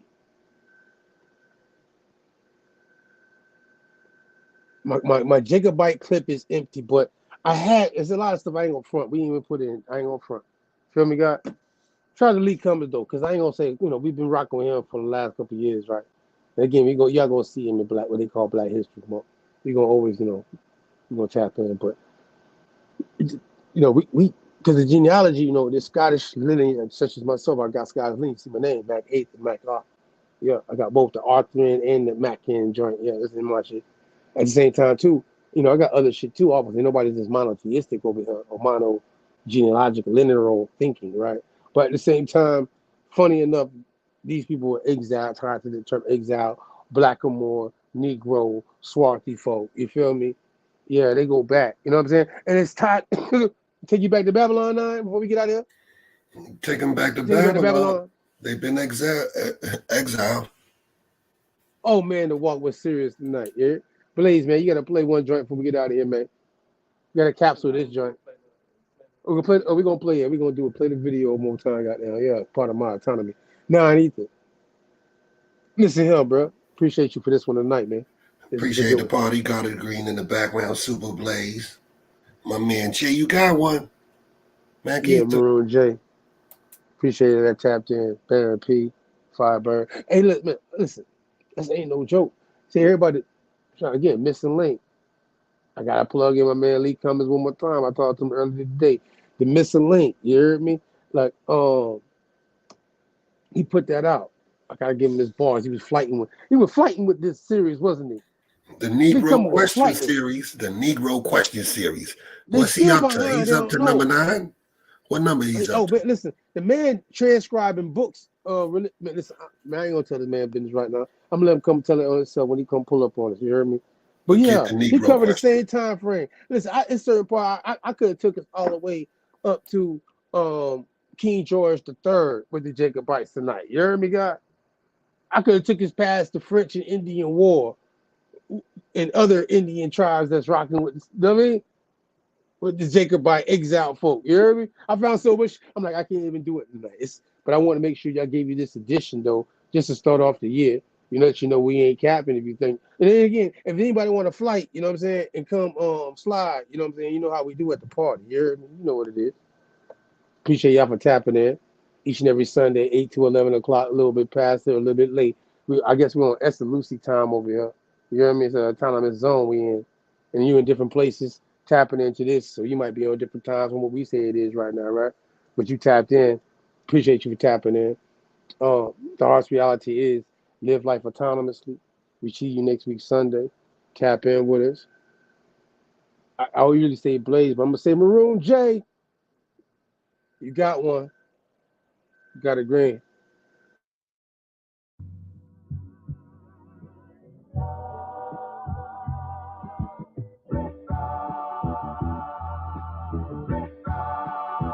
This could take quite a bit of time.